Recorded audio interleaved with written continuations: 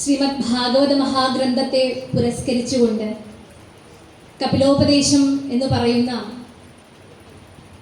വലിയൊരു വേദാന്ത ദർശനത്തെയാണ് നമ്മൾ പങ്കുവെക്കാൻ ഉദ്ദേശിക്കുന്നത്. കപിലാവതാരം നമ്മൾ കണ്ടു കഴിഞ്ഞു. അതിനു മുൻപ് ഭാഗവതം എന്ന് പറയുന്ന സാക്ഷാൽ പ്രത്യക്ഷ കൃഷ്ണനെ നമസ്കരിക്കട്ടെ. നമ്മൾ ആദ്യം അഷ്ടാദശ പുരാണങ്ങളിൽ വളരെ ശ്രേഷ്ഠമായിട്ടുള്ള ഗ്രന്ഥമാണ് ശ്രീമദ് ഭാഗവതം. വിൽപ്പത്തി അനുസരിച്ച് തന്നെ ഭാഗവതത്തിന് 3 തരത്തിൽ അർത്ഥങ്ങൾ പറയാറുണ്ട്. ഒന്ന്, ഭഗവതഃ ഇദം ഭാഗവതം എന്ന് പറയാറുണ്ട്. യാതൊന്ന് ഭഗവാന്റേതാണോ അത് ഭാഗവതം. എല്ലാം ഭഗവാന്റെ ആണല്ലോ. അപ്പൊ ആ ഒരു ഭാവം നമ്മളിലേക്ക് ഊട്ടി ഉറപ്പിക്കുകയാണ് ഈ ഒരു വാക്കുകൊണ്ട്. ഏതൊക്കെ ഭഗവാന്റേതായിട്ട് ഇവിടെ ഉണ്ടോ അതൊക്കെ ഭാഗവതമാണ് ഒരർത്ഥം. രണ്ടാമത് പറയും, യാതൊരു ശാസ്ത്രം ഭഗവത് സ്വരൂപം കാണിച്ചു തരുന്നുണ്ടോ അതൊക്കെ ഭാഗവതമാണ്.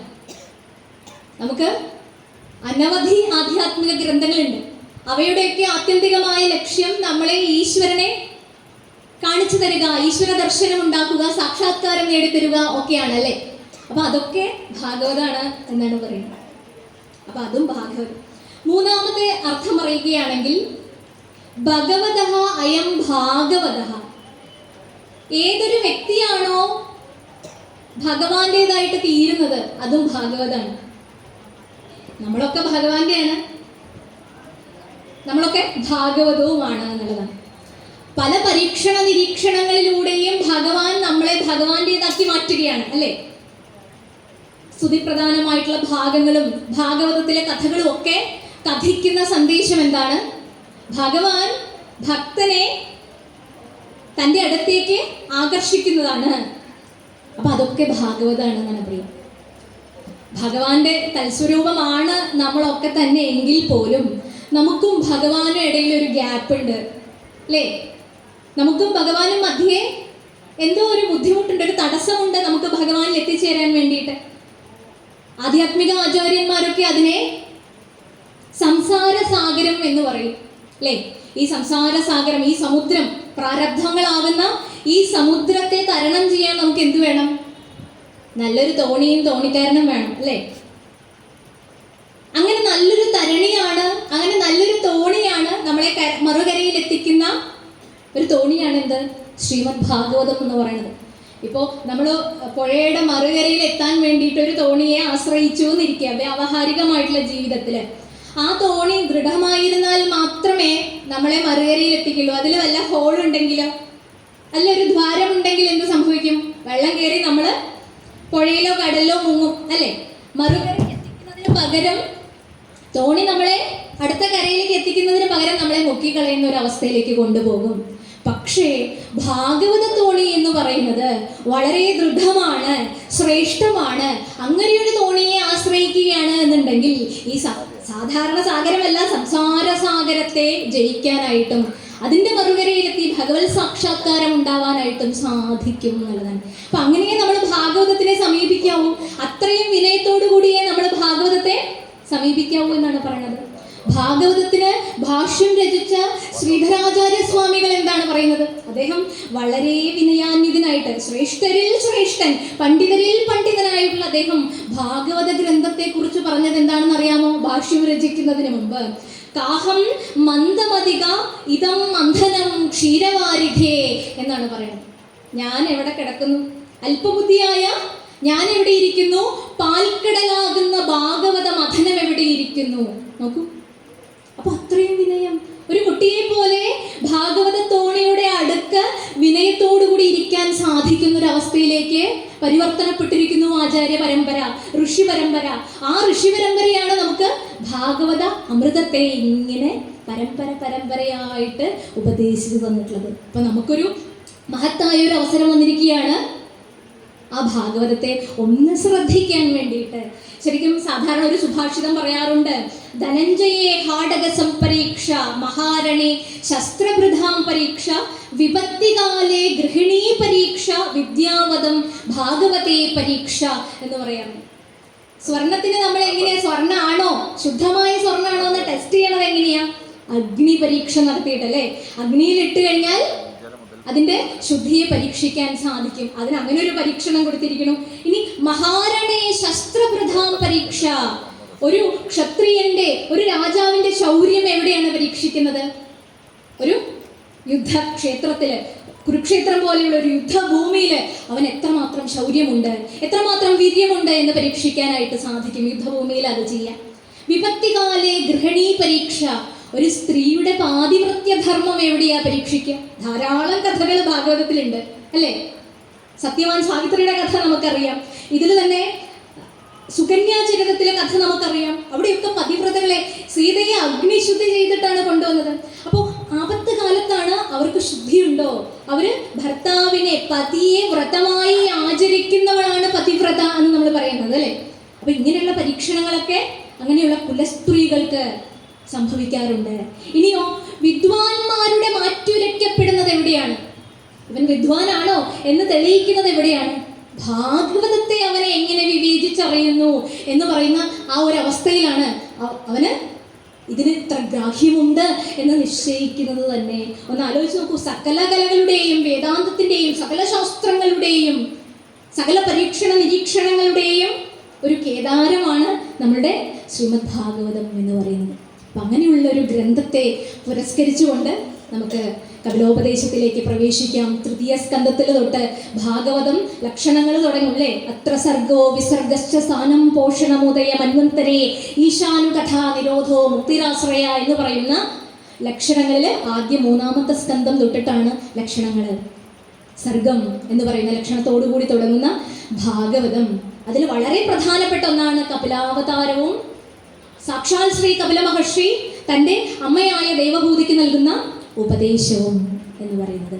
അപ്പോൾ സാധാരണ നിലയ്ക്ക് നമ്മളുടെയൊക്കെ ചിന്തയനുസരിച്ച് മുതിർന്ന ആരെങ്കിലും, നമ്മുടെ ഗുരുസ്ഥാനീയരായ ആളുകൾ, അല്ലെങ്കിൽ നമ്മുടെ അമ്മ, നമ്മുടെ അച്ഛൻ, ആ സ്ഥാനത്ത് നിൽക്കുന്നവരാണ് നമ്മളെ ഉപദേശിക്കാറ്. നമ്മൾ ഉപദേശം സ്വീകരിക്കാറേ ഉള്ളൂ, അവർ ഉപദേശിക്കും അല്ലേ? വയസ്സിന് മുതിർന്നവരാണ്, അനുഭവസ്ഥരാണ് നമ്മളെ ഉപദേശിക്കുക എന്നൊക്കെ നമ്മൾ കേട്ടിട്ടുണ്ട്. പക്ഷെ ഇവിടെ നേരെ തിരിച്ചാണ് അല്ലേ?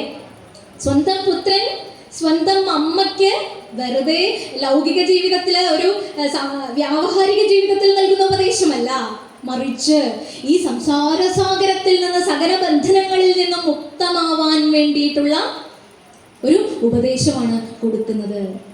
സത്യത്തിൽ നമ്മൾ ചിന്തിക്കുന്നതാണ് മുതിർന്നവരാണ് നമ്മളെ ഉപദേശിക്കുന്നത് എന്നുള്ളതാണ്. പക്ഷേ ഇവിടെ ഗുരുവും ശിഷ്യനും തമ്മിലുള്ള ഒരു ബന്ധമാണ്. കപില വാസുദേവനും ദേവഭൂതിയും തമ്മിലുള്ള ബന്ധം എന്ന് പറയുന്ന ഗുരു ശിഷ്യ ബന്ധമാണ്. കുറച്ചു കഴിഞ്ഞാൽ അതുമില്ല. നമ്മൾ ചിന്തിക്കുന്ന ലൗകിക ബന്ധങ്ങൾക്കൊന്നും ഇവിടെ ഒരു സ്ഥാനമില്ല. അമ്മ മകൻ അങ്ങനെയൊന്നുമല്ല, ഗുരു ശിഷ്യനുമാണ്. കുറച്ചു കഴിഞ്ഞാൽ ഇത് രണ്ടുമില്ല. അദ്വൈതം എന്ന് പറയുന്ന മഹത്തരമായ ആശയത്തിലേക്ക് ഭാഗവതം നമ്മളെ കൊണ്ടുചെന്ന് നിർത്തുന്നു എന്നുള്ളതാണ്. അപ്പോൾ അവിടെ ദേവഭൂതിക്ക് ഒരു ഇന്ദ്രിയ വൈരാഗ്യം വന്നു. കർദമൻ വീണ്ടും തപസ്സിനായിട്ട് പോകുന്നു എന്ന് പറയുന്നിടത്താണ് കഴിഞ്ഞ പ്രഭാഷണം എത്തി നിൽക്കുന്നത്. പകരം ദേവഭൂതിക്ക് ഈ സംസാരത്തിൽ നിന്ന് മോചിക്കാനായിട്ട് ഒരു അമൃതത്തെ നൽകിയിട്ടാണ് കർദമൻ തപസ്സിന് പോയിട്ടുള്ളത്. പക്ഷെ അമൃത് വീട്ടിലുണ്ടായതുകൊണ്ട് കാര്യമില്ല. അത് പൂജിക്കണമെങ്കിൽ, അതിന് അർഹതപ്പെടണമെങ്കിൽ ഒരു ഇന്ദ്രിയ വൈരാഗ്യമൊക്കെ അനുഭവപ്പെടണം. ഈ പ്രാപഞ്ചിക വിരക്തി എന്ന് പറയുന്ന ഒരു സംഗതിയൊക്കെ നമുക്ക് അനുഭവപ്പെടണം. ദേവഭൂതിക്ക് അത് ഉണ്ടായി എന്നുള്ളതാണ്. നേരത്തെ തന്നെ ഭക്തിയിലും ശ്രദ്ധയിലുമുള്ളൊരു കുട്ടിയായിരുന്നു ദേവഭൂതി. രാജകുമാരിയുടെ സകല സുഖഭോഗങ്ങളും അനുഭവിച്ച ശേഷം ഒരു താപസിയെ തൻ്റെ ഭർത്താവായിട്ട് അംഗീകരിക്കുവാൻ മനസ്സ് കാണിച്ചു. ആ താപസിനെ ശുശ്രൂഷിച്ചു. അവരിൽ നിന്ന് സന്താനലബ്ധി ഉണ്ടായി. ഒരു ഗൃഹസ്ഥാശ്രമത്തെ അന്വർത്ഥമാക്കുന്ന ഒരു തപസ്, ഭർത്താവിനോടുള്ള ഭക്തി, പുത്രനോടുള്ള വാത്സല്യം, ഗൃഹസ്ഥാശ്രമത്തിലുള്ള ഉത്തരവാദിത്വം, ഇതൊക്കെ ദേവഭൂതിയെ ശ്രേഷ്ഠയാക്കി മാറ്റിയിരുന്നു എന്നുള്ളതാണ്. ഇപ്പൊ പ്രാപഞ്ചിക വിഷയങ്ങളിലൊന്നും ധാരാളം ആളുകളുണ്ട് അവരെ സേവിക്കാൻ വേണ്ടി, ധാരാളം തോഴികളുണ്ട് അവരെ ശുശ്രൂഷിക്കാൻ വേണ്ടി. എങ്ങനെയൊക്കെ അണിയിച്ചെടുക്കാം, ഒരു രാജകുമാരിയെ പോലെ, ഒരു രാജമാതാവിനെ പോലെയൊക്കെ കൊണ്ടു നടക്കാൻ ധാരാളം ആളുകൾ ഉണ്ടായിട്ടും ദേവഭൂതി അതിലൊന്നും ശ്രദ്ധ വയ്ക്കാതെ തനിക്ക് തൻ്റെ തപസ്വിയായിട്ടുള്ള ഭർത്താവ് തന്നിട്ടുള്ള അമൃതത്തെ സർവദാ സ്വീകരിക്കുവാൻ തയ്യാറായിട്ട് നിൽക്കുന്ന ഒരവസ്ഥയിൽ ഇതിൽ നിന്നൊക്കെ ഒരു വിരക്തി വന്ന് തൻ്റെ പുത്രനിൽ പരിപൂർണ സമർപ്പണം ചെയ്ത് അങ്ങെനിക്ക് ഈ സംസാരത്തിൽ നിന്ന് മോചിക്കുവാനുള്ള മാർഗം പറഞ്ഞു തരണേ എന്ന് പറയുന്ന ശരണാഗതി പ്രാപിക്കുന്ന ഒരു അന്തരീക്ഷത്തിലാണ് കപിലോപദേശം തുടങ്ങുന്നത് എന്നുള്ളതാണ്. അപ്പൊ ആദ്യം തന്നെ കപില ഭഗവാൻ ദേവഹൂതിക്ക് പറഞ്ഞു കൊടുക്കുന്ന ഒരു കാര്യം നമുക്ക് എല്ലാവർക്കും അറിയുന്ന ഒരു സംഗതിയാണ്. 3-ാം സ്കന്ധം 25-ാം അധ്യായം 7-ാം ശ്ലോകത്തില് നിർവിണ്ണാം നിതരാം ഭൂമൻ അസതിന്ദ്രിയ ദർശനാത് യേന സംഭാവ്യമാനേന പ്രപന്നാന്ധം തമപ്രഭോ. ദേവഹൂതി ആദ്യം തന്നെ പറയുന്നത് അസതിന്ദ്രിയ ദർശനാത് എന്നാണ്. അസത്തുക്കളായ ഇന്ദ്രിയങ്ങൾ. നമുക്കങ്ങനെ പറയാൻ സാധിക്കുമോ? നമ്മുടെ ഇന്ദ്രിയങ്ങളൊക്കെ നമുക്ക് വളരെ പ്രിയപ്പെട്ടതാണ്. നമ്മളെ പല ലൗകിക വിഷയങ്ങളുമായി ബന്ധപ്പെടുത്തി നമ്മളെ രസിപ്പിക്കുന്നവയാണെന്നാണ് നമ്മൾ ഇപ്പോഴും വിചാരിച്ചു വെച്ചിട്ടുള്ളത്. പക്ഷെ ദേവഭൂതി പറയുന്നത് അസത്തുക്കളാണ് ഈ ഇന്ദ്രിയങ്ങൾ എന്നാണ്. വഞ്ചകരായിട്ടുള്ള ഇന്ദ്രിയങ്ങളുടെ ചതിയിലായിരുന്നു ഞാൻ ഇത്രയും കാലം. എന്നെ സംസാരവുമായി ബന്ധിപ്പിച്ചുകൊണ്ടിരിക്കുന്ന ഏതോ ഒരു ബന്ധനത്തിലാണ് ഞാൻ ഇത്രയും കാലം. എന്നെ അതിൽ നിന്നും രക്ഷിക്കണേ, ഈ അന്ധകാരത്തിൽ നിന്നും ഈ അജ്ഞതയിൽ നിന്നും എന്നെ ദയവ് ചെയ്ത് അങ്ങ് മോചിപ്പിച്ചാലും എന്നാണ് ആദ്യത്തെ പ്രാർത്ഥന. അപ്പം നമ്മൾ സത്തും അസത്തും നമ്മൾ പറയാറുണ്ട് അല്ലേ? സത്ത് എന്ന് പറഞ്ഞു കഴിഞ്ഞാൽ നമ്മുടെ ആത്മവസ്തു തന്നെയാണ്, സാക്ഷാൽ ഭഗവാൻ തന്നെയാണ്, നമ്മളാകുന്ന ജീവാത്മാവ് തന്നെയാണ് സത്ത്. പക്ഷേ സത്തിരിക്കുന്ന ഈ ജഡശരീരം, അതിൽ പ്രാവർത്തികമാകുന്ന ഇന്ദ്രിയങ്ങള് നമ്മളെ സദാ വിഷയങ്ങളുമായി ബന്ധപ്പെടുത്തിക്കൊണ്ടേയിരിക്കുന്നു. ഈ ഭൗതിക ലോകത്ത് നമ്മളെ ബന്ധിപ്പിച്ചുകൊണ്ടേയിരിക്കുന്നു. നമുക്ക് ഒരു മഹാത്മാവ് ഒരു പ്രഭാഷണത്തിൽ പറയുന്നത് കേട്ടു, നമ്മൾ ഒരാളല്ല കേട്ടോ, നമ്മൾ ഒരാളല്ലാത്രേ 15 പേരാന്ന് പറഞ്ഞു. അപ്പൊ നോക്കുമ്പോൾ നമ്മൾ ഒരാളേ ഉള്ളൂ, പക്ഷെ നമ്മൾ 15 ആൾക്കാരാ അല്ലേ? ഒരാൾ ഇത്ര ആളുടെ ബലം വരുന്നൊക്കെ നമ്മൾ സാധാരണ നാടൻ ഭാഷയിൽ പറയാറില്ലേ? അതുപോലെ നമ്മൾ 15 പേരാണെന്ന് പറഞ്ഞു. ഏതൊക്കെയാ ഈ 15 ആളുകൾ? നമ്മളാകുന്ന 15 പേര്: കണ്ണ്, കാത്, മൂക്ക്, നാക്ക്, ത്വക്ക് തുടങ്ങിയിട്ടുള്ള പഞ്ചജ്ഞാനേന്ദ്രിയങ്ങൾ. ഇപ്പൊ തന്നെ 5 പേരുണ്ട് നമുക്ക് ഉറപ്പായി അല്ലേ? ഇനി നമ്മുടെ വാക്കുകള്, നമ്മുടെ 2 കൈകള്, കാലുകള്, പായു ഉപസ്ഥം 2 വിസർജനേന്ദ്രിയങ്ങള്, പഞ്ചകർമ്മേന്ദ്രിയങ്ങൾ എന്നറിയപ്പെടുന്നു. അപ്പൊ അടുത്ത 5 പേരായി, 10 പേരായി. ഇനി അടുത്ത 5 എന്ന് പറയുന്നത് നമ്മുടെ ഈ ശരീരവും മനസ്സും ബുദ്ധിയും ഒക്കെ ഉണ്ടാക്കിയിരിക്കുന്ന അന്നമയ ശരീരം, അന്നമയ കോശം, പ്രാണമയ കോശം, മനോമയ കോശം, വിജ്ഞാനമയ കോശം, ആനന്ദമയ കോശം, ഇങ്ങനെ 5 പഞ്ചകോശങ്ങളും പഞ്ചജ്ഞാനേന്ദ്രിയങ്ങളും പഞ്ചകർമ്മേന്ദ്രിയങ്ങളും കൂടി 15 പേര്. നമ്മൾ ഒരാളല്ല, നമ്മൾ നിസ്സാരക്കാരല്ല എന്നർത്ഥം. ഒരു ഇന്ദ്രിയത്തിന്റെ ചെയ്തിയിൽ നിന്ന് തന്നെ വിടുവിക്കാൻ പെടാപാടുപെടുന്ന ഈ സന്ദർഭത്തിൽ 15 പേരെ ജയിക്കാൻ എത്രമാത്രം കഷ്ടമുണ്ട് എന്ന് ആലോചിച്ച് നോക്കൂ. അത് എന്താണ് പോംവഴി എന്ന് ആലോചിക്കാനാണ് നമ്മൾ എല്ലാവരും ഒത്തുകൂടിയിട്ടുള്ളത്. ഈ 15 പേരെ എങ്ങനെ ജയിക്കാൻ സാധിക്കും? ഒരമ്മയ്ക്ക് 15 മക്കളുണ്ടെങ്കിൽ ഈ 15 എണ്ണത്തിനെ കൊണ്ട് പുറത്തിറങ്ങിയാൽ എന്തായിരിക്കും? ഒന്ന് റോട്ടിലേക്ക് ഇറങ്ങി നോക്കുക. അവിടെ റോട്ടിലേക്ക് ഇറങ്ങി നോക്കിയാൽ എന്താ സംഭവിക്കുക? ഒന്ന് ഓടും, ഒന്ന് ചാടും, ഒന്ന് മറിയും, ഒന്നിനും കിട്ടില്ല. ഒരു 5 എണ്ണത്തിനെ എന്തെങ്കിലും പറഞ്ഞാൽ അടക്കി വെക്കുമ്പോഴത്തേക്ക് അടുത്ത 5 എണ്ണം പുറത്ത് പോയിട്ടുണ്ടാവും, വേറെ 5 എണ്ണത്തിനെ കാണാനേ ഉണ്ടാവില്ല. ഇങ്ങനെ ഈ അമ്മയുടെ ബലത്തിൽ അതൊക്കെ കളിക്കണതും. ഈ അമ്മയുടെ ബലത്തിലാണ് ഇവരൊക്കെ. അമ്മ ഉണ്ടല്ലോ എന്ന് പറഞ്ഞിട്ടാണ് ഇവർ ഓടണതും ചാടുന്നതും അറിയുന്നതും ഒക്കെ അമ്മയുടെ ബലത്തിലാണ്. പക്ഷെ കുറച്ച് കഴിഞ്ഞാലേ ഇത് അറിയുള്ളൂ. അറിയാൻ വളരെ നേരം വേണം. അപ്പൊ അമ്മയ്ക്ക് വിളിച്ച് വിളിച്ച് വിളിച്ച് മത്തിയായി ഇവരെ. അമ്മ ഒരു ഭാഗത്തിരിക്കുക, എല്ലാം വേണമെങ്കിൽ വരട്ടെ എന്ന് പറഞ്ഞ്. അമ്മ മനസ്സ് അങ്ങനെയൊന്നും അടങ്ങിയിരിക്കില്ല, തിരഞ്ഞുകൊണ്ടേയിരിക്കും. പക്ഷെ വേണമെന്ന് പറഞ്ഞ് അവിടെ ഇരിക്കും. അവിടെ ഇരിക്കുമ്പോഴാണ് കുറേ പേര് ചാടിയും മറിഞ്ഞൊക്കെ മതിയായി കഴിഞ്ഞാൽ പിന്നെ അമ്മ എവിടെയെന്ന് അന്വേഷിക്കുന്നുണ്ടാവില്ല അല്ലേ? അവരെല്ലാവരും അമ്മയുടെ അടുത്ത്. കാരണം ഇതിൻ്റെ പ്രബലതയിലാണ് ഈ കളിക്കുന്നത് മുഴുവൻ. അതുപോലെ ഈ ആത്മാംശത്തിന്റെ ഫലത്തിലാണ് നമ്മുടെ ഇന്ദ്രിയങ്ങൾ മുഴുവൻ പ്രവർത്തിക്കുന്നതും വിഷയങ്ങളിലേക്കും എവിടേക്ക് വേണമെങ്കിലും പോകുന്നതും ഇതിൻ്റെയൊക്കെ ഒരു ബലത്തിലാണ്. പക്ഷെ ആ തിരിച്ചറിവ് വരാൻ സമയമെടുക്കും എന്നാണ്. അപ്പൊ ആ ഒരു സമയത്തിനെ പറയാൻ വേണ്ടിയിട്ടാണ് ഈ ഒരു ബന്ധത്തെ വിശകലനം ചെയ്യുന്നത്. അപ്പൊ ഇന്ദ്രിയ വൈരാഗ്യം വരണമെങ്കിൽ ഈ ഇന്ദ്രിയങ്ങൾ സദാ വിഷയങ്ങളിലാണ്. ആ ശ്രദ്ധ മാറ്റിവെച്ച് നമ്മൾ അതിനെ ആധ്യാത്മിക സാധനയുമായിട്ട് പതുക്കെ പതുക്കെ പതുക്കെ പതുക്കെ ബന്ധപ്പെടുത്തി വെക്കണം. ഇതിൽ ആധ്യാത്മ യോഗവും ആധ്യാത്മ സാധനയെ കാര്യങ്ങളെ കുറിച്ച് വരുന്നുണ്ട്. അപ്പം അതിലേക്ക് ശ്രദ്ധ വെക്കണം. പെട്ടെന്നൊന്നും നടക്കില്ല. ഇപ്പം ചിലർക്കൊക്കെ തോന്നും, ഓ എനിക്ക് ഇന്ദ്രിയങ്ങളുടെ വിരക്തിയൊക്കെ സംഭവിച്ചു, ഇനി ഞാൻ കുറച്ച് ആധ്യാത്മികതയിലേക്ക് തിരിയാം, ഞാൻ കുറച്ച് ഹിമാലയത്തിലേക്കൊക്കെ പോകാം, ഞാൻ ക്ഷേത്ര ദർശനം ചെയ്യാൻ, എനിക്ക് എല്ലാത്തിലും വിരക്തി വന്നു എന്നൊക്കെ വിചാരിക്കും നമ്മൾ. പക്ഷേ സന്ദർഭം വരുന്ന സമയത്ത് ഈ വഞ്ചകരായ ഇന്ദ്രിയങ്ങൾ ഓരോന്നായിട്ട് തലപൊക്കുന്നത് നമുക്ക് കാണാൻ സാധിക്കും. അതിൻ്റെ അനുഭവസ്ഥരാണ് ഇവിടെ ഇരിക്കുന്ന എല്ലാവരും തന്നെയും. അപ്പം നമുക്ക് തോന്നലാണ് അത് മായയുടെ വേറെ വഞ്ചന. മായ നമ്മളെ എങ്ങനെയൊക്കെയോ വഞ്ചിക്കുക നമുക്കറിയില്ല. ഞങ്ങളുടെ അടുത്ത ഒരാൾ, അവിടെ ഒരു ദേവീക്ഷേത്രമുണ്ട്, അവിടെ എല്ലാ വെള്ളിയാഴ്ചയും ലളിതാ സഹസ്രനാമം ചൊല്ലും. അപ്പം എല്ലാ ദിവസവും വന്നുകൊണ്ടിരുന്ന ഒരാളെ കാണാനില്ല കുറച്ച് ദിവസത്തിൽ. പിന്നെ പെട്ടെന്നൊരു ദിവസം ഒരു വെള്ളിയാഴ്ച അദ്ദേഹം പ്രത്യക്ഷപ്പെടുന്നു. എല്ലാവർക്കും മധുര പലഹാരം വിതരണം ചെയ്യുന്നുണ്ടായിരുന്നു. അപ്പം എന്താണ് വിശേഷം, പിറന്നാളോ മറ്റേ ആയിരിക്കുമോ, അല്ലെങ്കിൽ വിവാഹ വാർഷികം എന്തെങ്കിലും ആയിരിക്കുമെന്ന് അന്വേഷിച്ചപ്പോൾ അദ്ദേഹം പറഞ്ഞു, എൻ്റെ കാറൊന്ന് കൊക്കയിലേക്ക് മറിഞ്ഞു. അപ്പോൾ അതിനെ ലഡ്ഡു വിതരണം. അപ്പോൾ അവിടെയുള്ള ഒരാളെ ചോദിക്കണു, ഇയാൾക്ക് എന്താണ് ഭ്രാന്തുണ്ടോ, ലഡ്ഡു വിതരണം ചെയ്യാൻ കാറ് പോയി എന്ന് പറഞ്ഞ ആരെങ്കിലും നമ്മുടെ ഒരു പൊരുൾ നഷ്ടപ്പെട്ടാൽ നമ്മൾ ആ ദുഃഖത്തിലിരിക്കുമോ ലഡ്ഡു കൊടുക്കുമോ? ദുഃഖത്തിലിരിക്കും അല്ലേ? പക്ഷെ ഇദ്ദേഹം എന്തിനാ ഇങ്ങനെ ചെയ്യണത്? അദ്ദേഹത്തിനോട് ചോദിച്ചപ്പോൾ പറഞ്ഞു, ഞാൻ പോയില്ലല്ലോ, വിലമതിക്കുന്നൊരു വസ്തുവല്ലേ പോയുള്ളൂ, വിലമതിക്കാനാവാത്ത ഞാൻ ഇവിടെ ഉണ്ടല്ലോ, എൻ്റെ പലതിനും വില കൊടുത്താൽ പോലും കിട്ടില്ല അല്ലേ? പലതും മാറ്റിവെക്കാം, ട്രാൻസ്പ്ലാന്റ് ചെയ്യാം എന്നല്ലാതെ ചിലപ്പോൾ ഒരു പക്ഷേ അത് ചെയ്താൽ കൂടി നന്നാവില്ല. അപ്പോൾ വിലമതിക്കാനാവാത്ത വസ്തു നഷ്ടപ്പെടൽ, നമ്മുടെ സ്വരൂപം തന്നെ നഷ്ടപ്പെടുത്തിയിട്ടാണ് കാറ് പോയതിന് ഇദ്ദേഹം മധുര പലഹാരം വിതരണം ചെയ്യണമെന്ന് പറഞ്ഞ് അദ്ദേഹത്തെ ഉന്മാദനാണ് എന്ന് പറയുന്നത് എന്നുള്ളതാണ്. അപ്പോൾ ഇവിടെ ദേവഹൂതിയോട് പറഞ്ഞു കൊടുക്കുന്നത്, ദേവഹൂതി പറയുന്നത്, ഭഗവാനോട് പറയുന്നത്, ഈ അസത്തുക്കളായ ഇന്ദ്രിയങ്ങളുടെ പിടിയിൽ നിന്ന് എങ്ങനെയെങ്കിലും മോചിപ്പിക്കണം. കാരണം എന്താ? അപ്പോൾ വൈരാഗ്യം വന്നു, വേണ്ട വിധത്തിലുള്ള നിഷ്ഠകളൊക്കെ ദേവഹൂതിക്കുണ്ട്, സാധനാനുഷ്ഠാനങ്ങളുണ്ട്, ഒന്നും പോരായികയില്ല, എല്ലാം ഉണ്ട്, സത്തായിട്ടുള്ളൊരു ഭർത്താവുണ്ട്. ഇതിന് ആധ്യാത്മിക സാധന കൊണ്ട് തന്നെയാണ് ഇത്രയും കാലം മുന്നോട്ട് വന്നത്. പിന്നെയും ഭഗവാനോട് എന്തിനാ ഇങ്ങനെ ചോദിക്കണേ? അല്ല, ഒന്ന് ആലോചിച്ച് നോക്കും. നമ്മൾ വിചാരിക്കും മരണം വരെയും ഈ വിഷയങ്ങൾ നമ്മുടെ മുൻപിലുണ്ട്, മരണം വരെയും ഈ ശരീരത്തിൽ ഈ ഇന്ദ്രിയങ്ങൾ പ്രവർത്തിച്ചു കൊണ്ടേയിരിക്കും, എപ്പോൾ വേണമെങ്കിലും വിഷയവുമായിട്ട് ബന്ധപ്പെടുത്താം. നമ്മൾ രാവിലെയൊക്കെ പ്രാർത്ഥിച്ച് പൂജിച്ചൊക്കെ വീട്ടിൽ നിന്ന് ഇറങ്ങും, വൈകുന്നേരം വരെ ഈ വ്യാവഹാരിക ലോകത്ത്, ഈ ഭൗതിക ലോകത്താണ് നമ്മൾ അഭിരമിക്കുന്നത്. അതുകൊണ്ട് തന്നെ പെട്ടെന്നൊന്നും ഈ വിഷയത്തിൽ നിന്ന് വിരക്തി, വാസനാക്ഷയം വന്നു എന്ന് തോന്നൽ മാത്രമേ ഉണ്ടാവുള്ളൂ. ചിലപ്പോൾ വാസനാക്ഷയം ഏർപ്പെട്ടിട്ടേ ഉണ്ടാവില്ല.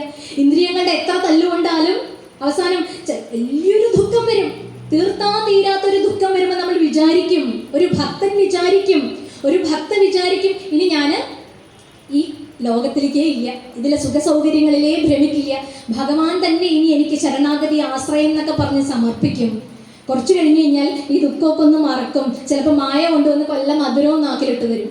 അപ്പോൾ ആ ചെറിയ സുഖത്തിൽ, ആ ചെറിയ മധുരത്തിൽ അങ്ങോട്ട് മയങ്ങി ഈ കഴിഞ്ഞ ദുഃഖവും ഈ പ്രശ്നങ്ങളൊക്കെ അങ്ങോട്ട് മറക്കും, വീണ്ടും വിഷയങ്ങളിലായി നമ്മുടെ ശ്രദ്ധ എന്നുള്ളതാണ്. അപ്പോൾ ഇതിനൊക്കെ ജയിക്കണമെങ്കിൽ തീവ്രമായ ഭക്തി സാധനാനുഷ്ഠാനങ്ങൾ കൊണ്ട് മാത്രമേ സാധിക്കൂ എന്ന് ഉറച്ചു ബോധ്യപ്പെട്ടിട്ടാണ് കപിലവാസുദേവന് പൂർണ്ണമായ ശരണാഗതി അടയുന്നത്. ആര്? നമ്മുടെ ദേവഹൂതി. ദേവഹൂതി പറയാണ്, തം ത്വാഗദാഹം ശരണം ശരണ്യം, 25-ാം അധ്യായത്തിൽ 11-ാമത്തെ ശ്ലോകം. തം ത്വാഗദാഹം ശരണം ശരണ്യം സ്വഭൃത്യ സംസാരതരോ കുഠാരം. ഭഗവാനെ എങ്ങനെയാ പ്രാർത്ഥിക്കുന്നത്? പല ഭാവത്തിൽ പലരും പ്രാർത്ഥിക്കും അല്ലേ ഭഗവാനെ. ഇവിടെ ദേവഹൂതി ഈ ഒരു ശ്ലോകം കൊണ്ട് പ്രാർത്ഥിക്കുന്നത് ഭഗവാനെ ഒരു മഴുവിൻ്റെ രൂപത്തിലാണ്. നമ്മൾ ലളിതാ സഹസ്രനാമത്തിലൊക്കെ പറയും അല്ലേ, ഓം ഭവാരണ്യ കുഠാരികായേ നമഃ എന്ന് പറയും. എൻ്റെ സംസാരമാകുന്ന വൃക്ഷത്തെ വെട്ടി നശിപ്പിക്കുന്ന മഴു, ആ മഴുവിൻ്റെ രൂപത്തിലാണ് ഇവിടെ ദേവഹൂതി. മഴു കൊണ്ട് എന്താ പറ്റുക? വടവൃക്ഷങ്ങളെ പലതിനെയും വെട്ടാം, സംസാര വൃക്ഷത്തിനെ വെട്ടുന്ന മഴുവാണ് ഭഗവാൻ. അങ്ങനെയുള്ള ഭഗവാനെ ഞാനിതാ പരിപൂർണമായി ശരണാഗതി പ്രാപിക്കുന്നു. ഒരു മകൻ്റെ അടുത്താണെങ്കിൽ പരിപൂർണ ശരണാഗതിയുടെ ആവശ്യമില്ല, നീ എന്നെ ഉപദേശിച്ചോളൂ എന്ന് പറയും. അങ്ങനെ ഒരു ഉപദേശം സ്വീകരിക്കില്ല, ഞാൻ പറയുന്നത് നീ കേട്ടോളൂ എന്ന് പറഞ്ഞിട്ടാണ് സാധാരണ അമ്മ മകനെ ഉപദേശിക്കാൻ ചെല്ലാറ്. ഇവിടെ ഈശ്വരനോട് ചോദിക്കും വിധത്തിൽ ഈശ്വരന് പരിപൂർണ സമർപ്പണം ചെയ്തിരിക്കും. ഇങ്ങനെ വേണം നമ്മുടെ സമർപ്പണം എന്നാ പറയും. നമ്മൾ ഭഗവാനെയൊക്കെ തൊഴുത് പ്രാർത്ഥിച്ച്, ഞാനിതാ എൻ്റെ പ്രശ്നങ്ങളെ മുഴുവൻ അങ്ങയുടെ തൃപ്പാദങ്ങളിൽ വെച്ചിരിക്കുന്നു, എനിക്ക് ഇതിൽ നിന്ന് മോചനം തന്നാലെന്നൊക്കെ പ്രാർത്ഥിക്കും, സമർപ്പിച്ചു എന്നൊക്കെ പറഞ്ഞ് അത് കഴിഞ്ഞ് നമ്മൾ പരാശ്രയം ചെയ്യുന്നവരായിട്ട് മാറാറും സാധ്യതയുണ്ട് അല്ലേ. ഇപ്പൊ എപ്പോഴും പറയാറുള്ളത് ഒരു പൂച്ചക്കുഞ്ഞ് അതിന്റെ അമ്മ പൂച്ചയെ ആശ്രയിക്കുന്നത് പോലെ എപ്പോഴും ആചാര്യന്മാർ പറയാറുള്ള ഒരു ഉദാഹരണമാണ് അല്ലേ. ഒരു പൂച്ച ഞങ്ങളുടെ അവിടെ പ്രസവിച്ചു. അവിടെ എന്താണെന്ന് വെച്ച് കഴിഞ്ഞാൽ ചാണകം മെഴുകിയ അടുക്കളയാണ്, പഴയ വീടാണ്. അപ്പോൾ അവിടെ പ്രസവിച്ചു. രാവിലെ നോക്കണ അടുപ്പിൻ്റെ ഉള്ളിലെ ചാരത്തിലാണ് പ്രസവിച്ച് കിടക്കുന്നത്. ഇങ്ങനെയൊക്കെ നാട്ടുമ്പുറത്ത് കാണാറില്ലേ. അപ്പോൾ അതിലെ കുട്ടികളൊക്കെ എഴുന്നേറ്റോടെ ഇവിടെ തീ പിടിപ്പിക്കണം ഇവിടെ എന്ന് വിചാരിച്ചിട്ട് അമ്മ അതിനൊക്കെ അങ്ങോട്ട് മാറ്റി. അപ്പോൾ തള്ളപ്പൂച്ച വിചാരിച്ചു ഇവർക്ക് എന്ത് അഹങ്കാരം, ആരെങ്കിലും ഈ ചാണകം മെഴുകിയ അടുക്കളയിൽ ഈ 21-ാം നൂറ്റാണ്ടിൽ കിടക്കോ, ഞാൻ എൻ്റെ കുട്ടികളെയും കൊണ്ട് പോവാണ്. പൂച്ചയ്ക്ക് ദേഷ്യം. 7 ഇല്ലം കിടത്തുന്നല്ലേ പറയാം അല്ലേ. പൂച്ചക്കുട്ടി പൂച്ചയും കൊണ്ട് അവസാനം ഇവിടെ ഈ ഇല്ലത്തിലേക്ക് തന്നെ വരും, അത് വേറെ കാര്യം. പക്ഷെ 7 ഇല്ലം കടത്തും എന്നൊക്കെ പറയും. അപ്പോൾ ഈ കുട്ടികളെയൊക്കെ എടുത്ത് അവിടെ മൊസൈക്ക് ഇട്ടിട്ടുള്ള അവിടെ ടൈൽസ് പതിച്ചിട്ടുള്ള അടുക്കളയുണ്ട്, നിങ്ങളുടെ ചാണകം മെഴുകിയ അടുക്കള, എന്നെ രാവിലെ തന്നെ ചീത്ത പറയാൻ വന്നിരിക്കണമെന്നൊക്കെ പറഞ്ഞ് ദേഷ്യപ്പെട്ട് അമ്മ പൂച്ച ഈ കുട്ടികളെ കടിച്ചെടുത്ത് എവിടേക്ക് പോവാ, പരിഷ്കാരമുള്ള അടുക്കളയിലേക്ക് പോകാനായിട്ട് റെഡിയായി നിൽക്കുകയാണ്. അപ്പോഴാണ് ഈ കുട്ടികൾ ചോദിക്കുക, അമ്മേ എന്തിനാണ് ഇവിടെ സുഖം പിടിച്ചു, ഇവിടെ തന്നെ കിടന്നോടെ എന്ന് കുട്ടികൾ ചോദിക്കാറുണ്ടോ? ഇല്ല, അങ്ങനെ ഒരു ചോദ്യവും നമ്മൾ കേട്ടിട്ടില്ല. കുട്ടിയെ അങ്ങനെ കടിച്ചെടുക്കുകയാണ്. എവിടെയാ കടിക്കുക? പൂച്ച അതിൻ്റെ ഈ ഭാഗത്തല്ലേ, ഈ കഴുത്തിൻ്റെ ഈ ഭാഗത്ത്, തലയുടെ ഈ ഭാഗത്തൊക്കെ കടിച്ചെടുക്കുക. ഈ കടിച്ചെടുക്കുമ്പോൾ പൂച്ചയുടെ ഒരു നിൽപ്പ് കണ്ടുണ്ടോ? പൂച്ചക്കുട്ടിയുടെ അത് മുഖം ഇങ്ങനെ ആക്കി അമ്മേന്ന് പറഞ്ഞു നിൽക്കും. കണ്ടുണ്ടോ? നമ്മൾ കാണാൻ പഴയ ആളുകളൊക്കെ കണ്ടിട്ടുണ്ടാവും. പക്ഷേ ഇപ്പോൾ പൂച്ചയെ കണ്ടു കഴിഞ്ഞാൽ, നായനെയും കണ്ടു കഴിഞ്ഞാൽ കല്ലെടുത്ത് എറിയുന്ന ആളുകൾ ഇതൊന്നും ശ്രദ്ധിച്ചൊന്നും വരില്ല. പ്രകൃതിയെ ഒരു പാഠശാലയായിട്ട് 24 ഗുരുക്കന്മാരുടെ കാര്യത്തിൽ പറയുമ്പോൾ പറയും, ഭാഗവതം തന്നെ നമ്മളോട് പറയും, ഈ പ്രകൃതിയെ നിരീക്ഷിക്കൂ, ഭഗവാൻ അവിടെയൊക്കെ ഓരോ തത്വങ്ങൾ ഒളിപ്പിച്ചു വെച്ചിട്ടുണ്ട്. അപ്പൊ അമ്മയെ നീ തന്നെയാണ് ആശ്രയം എന്ന് പറഞ്ഞ് കുട്ടി ആരെ സമർപ്പിച്ചു? അമ്മയ്ക്ക് അറിയാം എനിക്ക് ബെസ്റ്റ് എന്താണെന്നുള്ളത് തരാൻ അല്ലേ. അമ്മ പഠിച്ചത്രേ, അമ്മ അനുഭവിച്ചത്രയൊന്നും ഞാൻ കാലം വന്നിട്ടില്ലല്ലോ. നമ്മളാണ് കുറച്ച് കാര്യങ്ങളൊക്കെ അങ്ങോട്ട് പഠിച്ചു കഴിഞ്ഞ് കഴിഞ്ഞാൽ നിങ്ങൾക്കൊന്നും അറിയില്ല പറയും. അച്ഛൻ്റെ അടുത്തും അമ്മയുടെ അടുത്തും പറയണത് നിങ്ങളൊന്നും ഇത് പഠിച്ചിട്ടില്ലല്ലോ, നിങ്ങൾ അവരുടെ വേപ്പിലാണ് ഈ കണ്ട എഡ്യൂക്കേഷൻ നേടിയിട്ടുണ്ടാവുക. പക്ഷെ പറയുന്നത് നിങ്ങൾക്കൊന്നും അറിയില്ല എന്നുള്ളതാണ്. പക്ഷെ പ്രകൃതിയിലെ ആര് പഠിപ്പിച്ചു കൊടുത്തു ഈ മൂല്യം?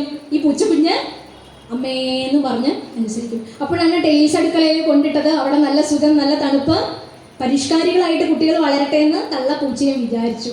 ഇങ്ങനെ ഇരിക്കുമ്പോഴാണ് അവിടുത്തെ ഗൃഹനാഥൻ രാവിലെ 2 കാലിൽ പോയി വൈകുന്നേരം വരുമ്പോൾ 4 കാലിലാണ് അത്രേ വരുന്നത്. മദ്യപിച്ച് ലെക്ക് കെട്ടാണ് വരുന്നത്.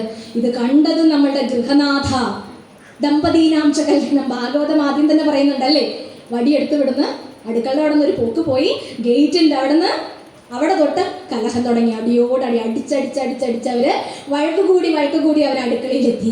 അപ്പോഴാണ് ഈ തള്ളപ്പൂച്ച നോക്കുമ്പോഴുണ്ട്, നേരത്തെ അവിടെ എന്ത് സുഖമായിരുന്നു, ചാണകം മെഴുകിയിട്ടുണ്ടെന്നേ ഉള്ളൂ, സ്വല്പം പരിഷ്കാരം കുറഞ്ഞാലും സംസ്കാരം ഉണ്ടായിരുന്നു അവിടെ. ഇവിടെ പരിഷ്കാരം മാത്രമേ ഉള്ളൂ, എന്തില്ല? സംസ്കാരമില്ല. അപ്പൊ സംസ്കാരം ഇല്ലാത്തടത്ത് എൻ്റെ കുട്ടികളെ വളരാൻ ഞാൻ അനുവദിക്കില്ല. അവിടുന്നും എങ്ങനെ കടിച്ചേ? ഇവിടെ കടിച്ചു. അപ്പൊ ആ കുട്ടി എന്ത് ചെയ്തു? അമ്മ എവിടുന്ന് പോകണ്ട അമ്മേ, നല്ല സുഖമുണ്ടെന്ന് കുട്ടികൾ പറഞ്ഞില്ല.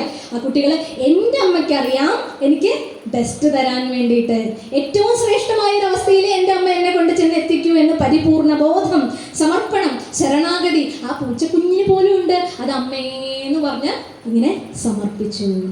അതുപോലെ ഒരു കുരങ്ങിൻ്റെ കുട്ടി കുരങ്ങൻ്റെ ശരീരത്തിൽ അള്ളിപ്പിടിച്ചിരിക്കുന്നു. അത് ഈ മരത്തിൽ നിന്ന് എത്രയോ അകലെയുള്ള മരത്തിലേക്കാ ചാടുക. ചാട്ടം കണ്ടു കഴിഞ്ഞാൽ കുട്ടി താഴെ വീഴുമെന്ന് പേടിയുണ്ടാവും, പക്ഷെ വീഴില്ല. അത് അങ്ങനെ അള്ളിപ്പിടിച്ചിരിക്കുകയാണ്. എൻ്റെ അമ്മ എന്നെ വീഴ്ത്തില്ല എന്നുള്ള വിശ്വാസമല്ല സമർപ്പണം എന്ന് പറയാൻ നമുക്ക് വേണമെങ്കിൽ, ശരണാഗതി. ഇതുപോലെ ഭഗവാനെ ആശ്രയിക്കണം നമ്മൾ. ദേവഭൂതി ആശ്രയിച്ചതുപോലെ ആശ്രയിക്കണം നമ്മൾ. ഈ പൂച്ചക്കുഞ്ഞിൻ്റെയും കുരങ്ങുകുഞ്ഞിൻ്റെയും കഥ പറഞ്ഞതുപോലെ എത്ര ദുഃഖം വന്നാലും നമ്മൾ ഭഗവാനെ പരിപൂർണ ശരണാഗതി ആശ്രയിക്കുവാനുള്ള ആ ഒരു പരീക്ഷയായിട്ടേ അതിനെ കാണാൻ സാധിക്കുകയുള്ളൂ. നാലപ്പാട് നാരായണ മേനോന്റെ വരികളുണ്ട്. ഉരുക്കിടുന്നു മിഴിനീരിലിട്ടു മുക്കുന്നു മുറ്റും ഭുവനൈക ശില്പി മനുഷ്യഹൃത്താം കനകത്തെ ഏതോ പണിത്തരത്തിനുപയുക്തമാക്കാൻ. ഒരു നല്ല സ്വർണം ഉണ്ടാക്കണമെങ്കിൽ തട്ടാൻ എന്താ ചെയ്യാം?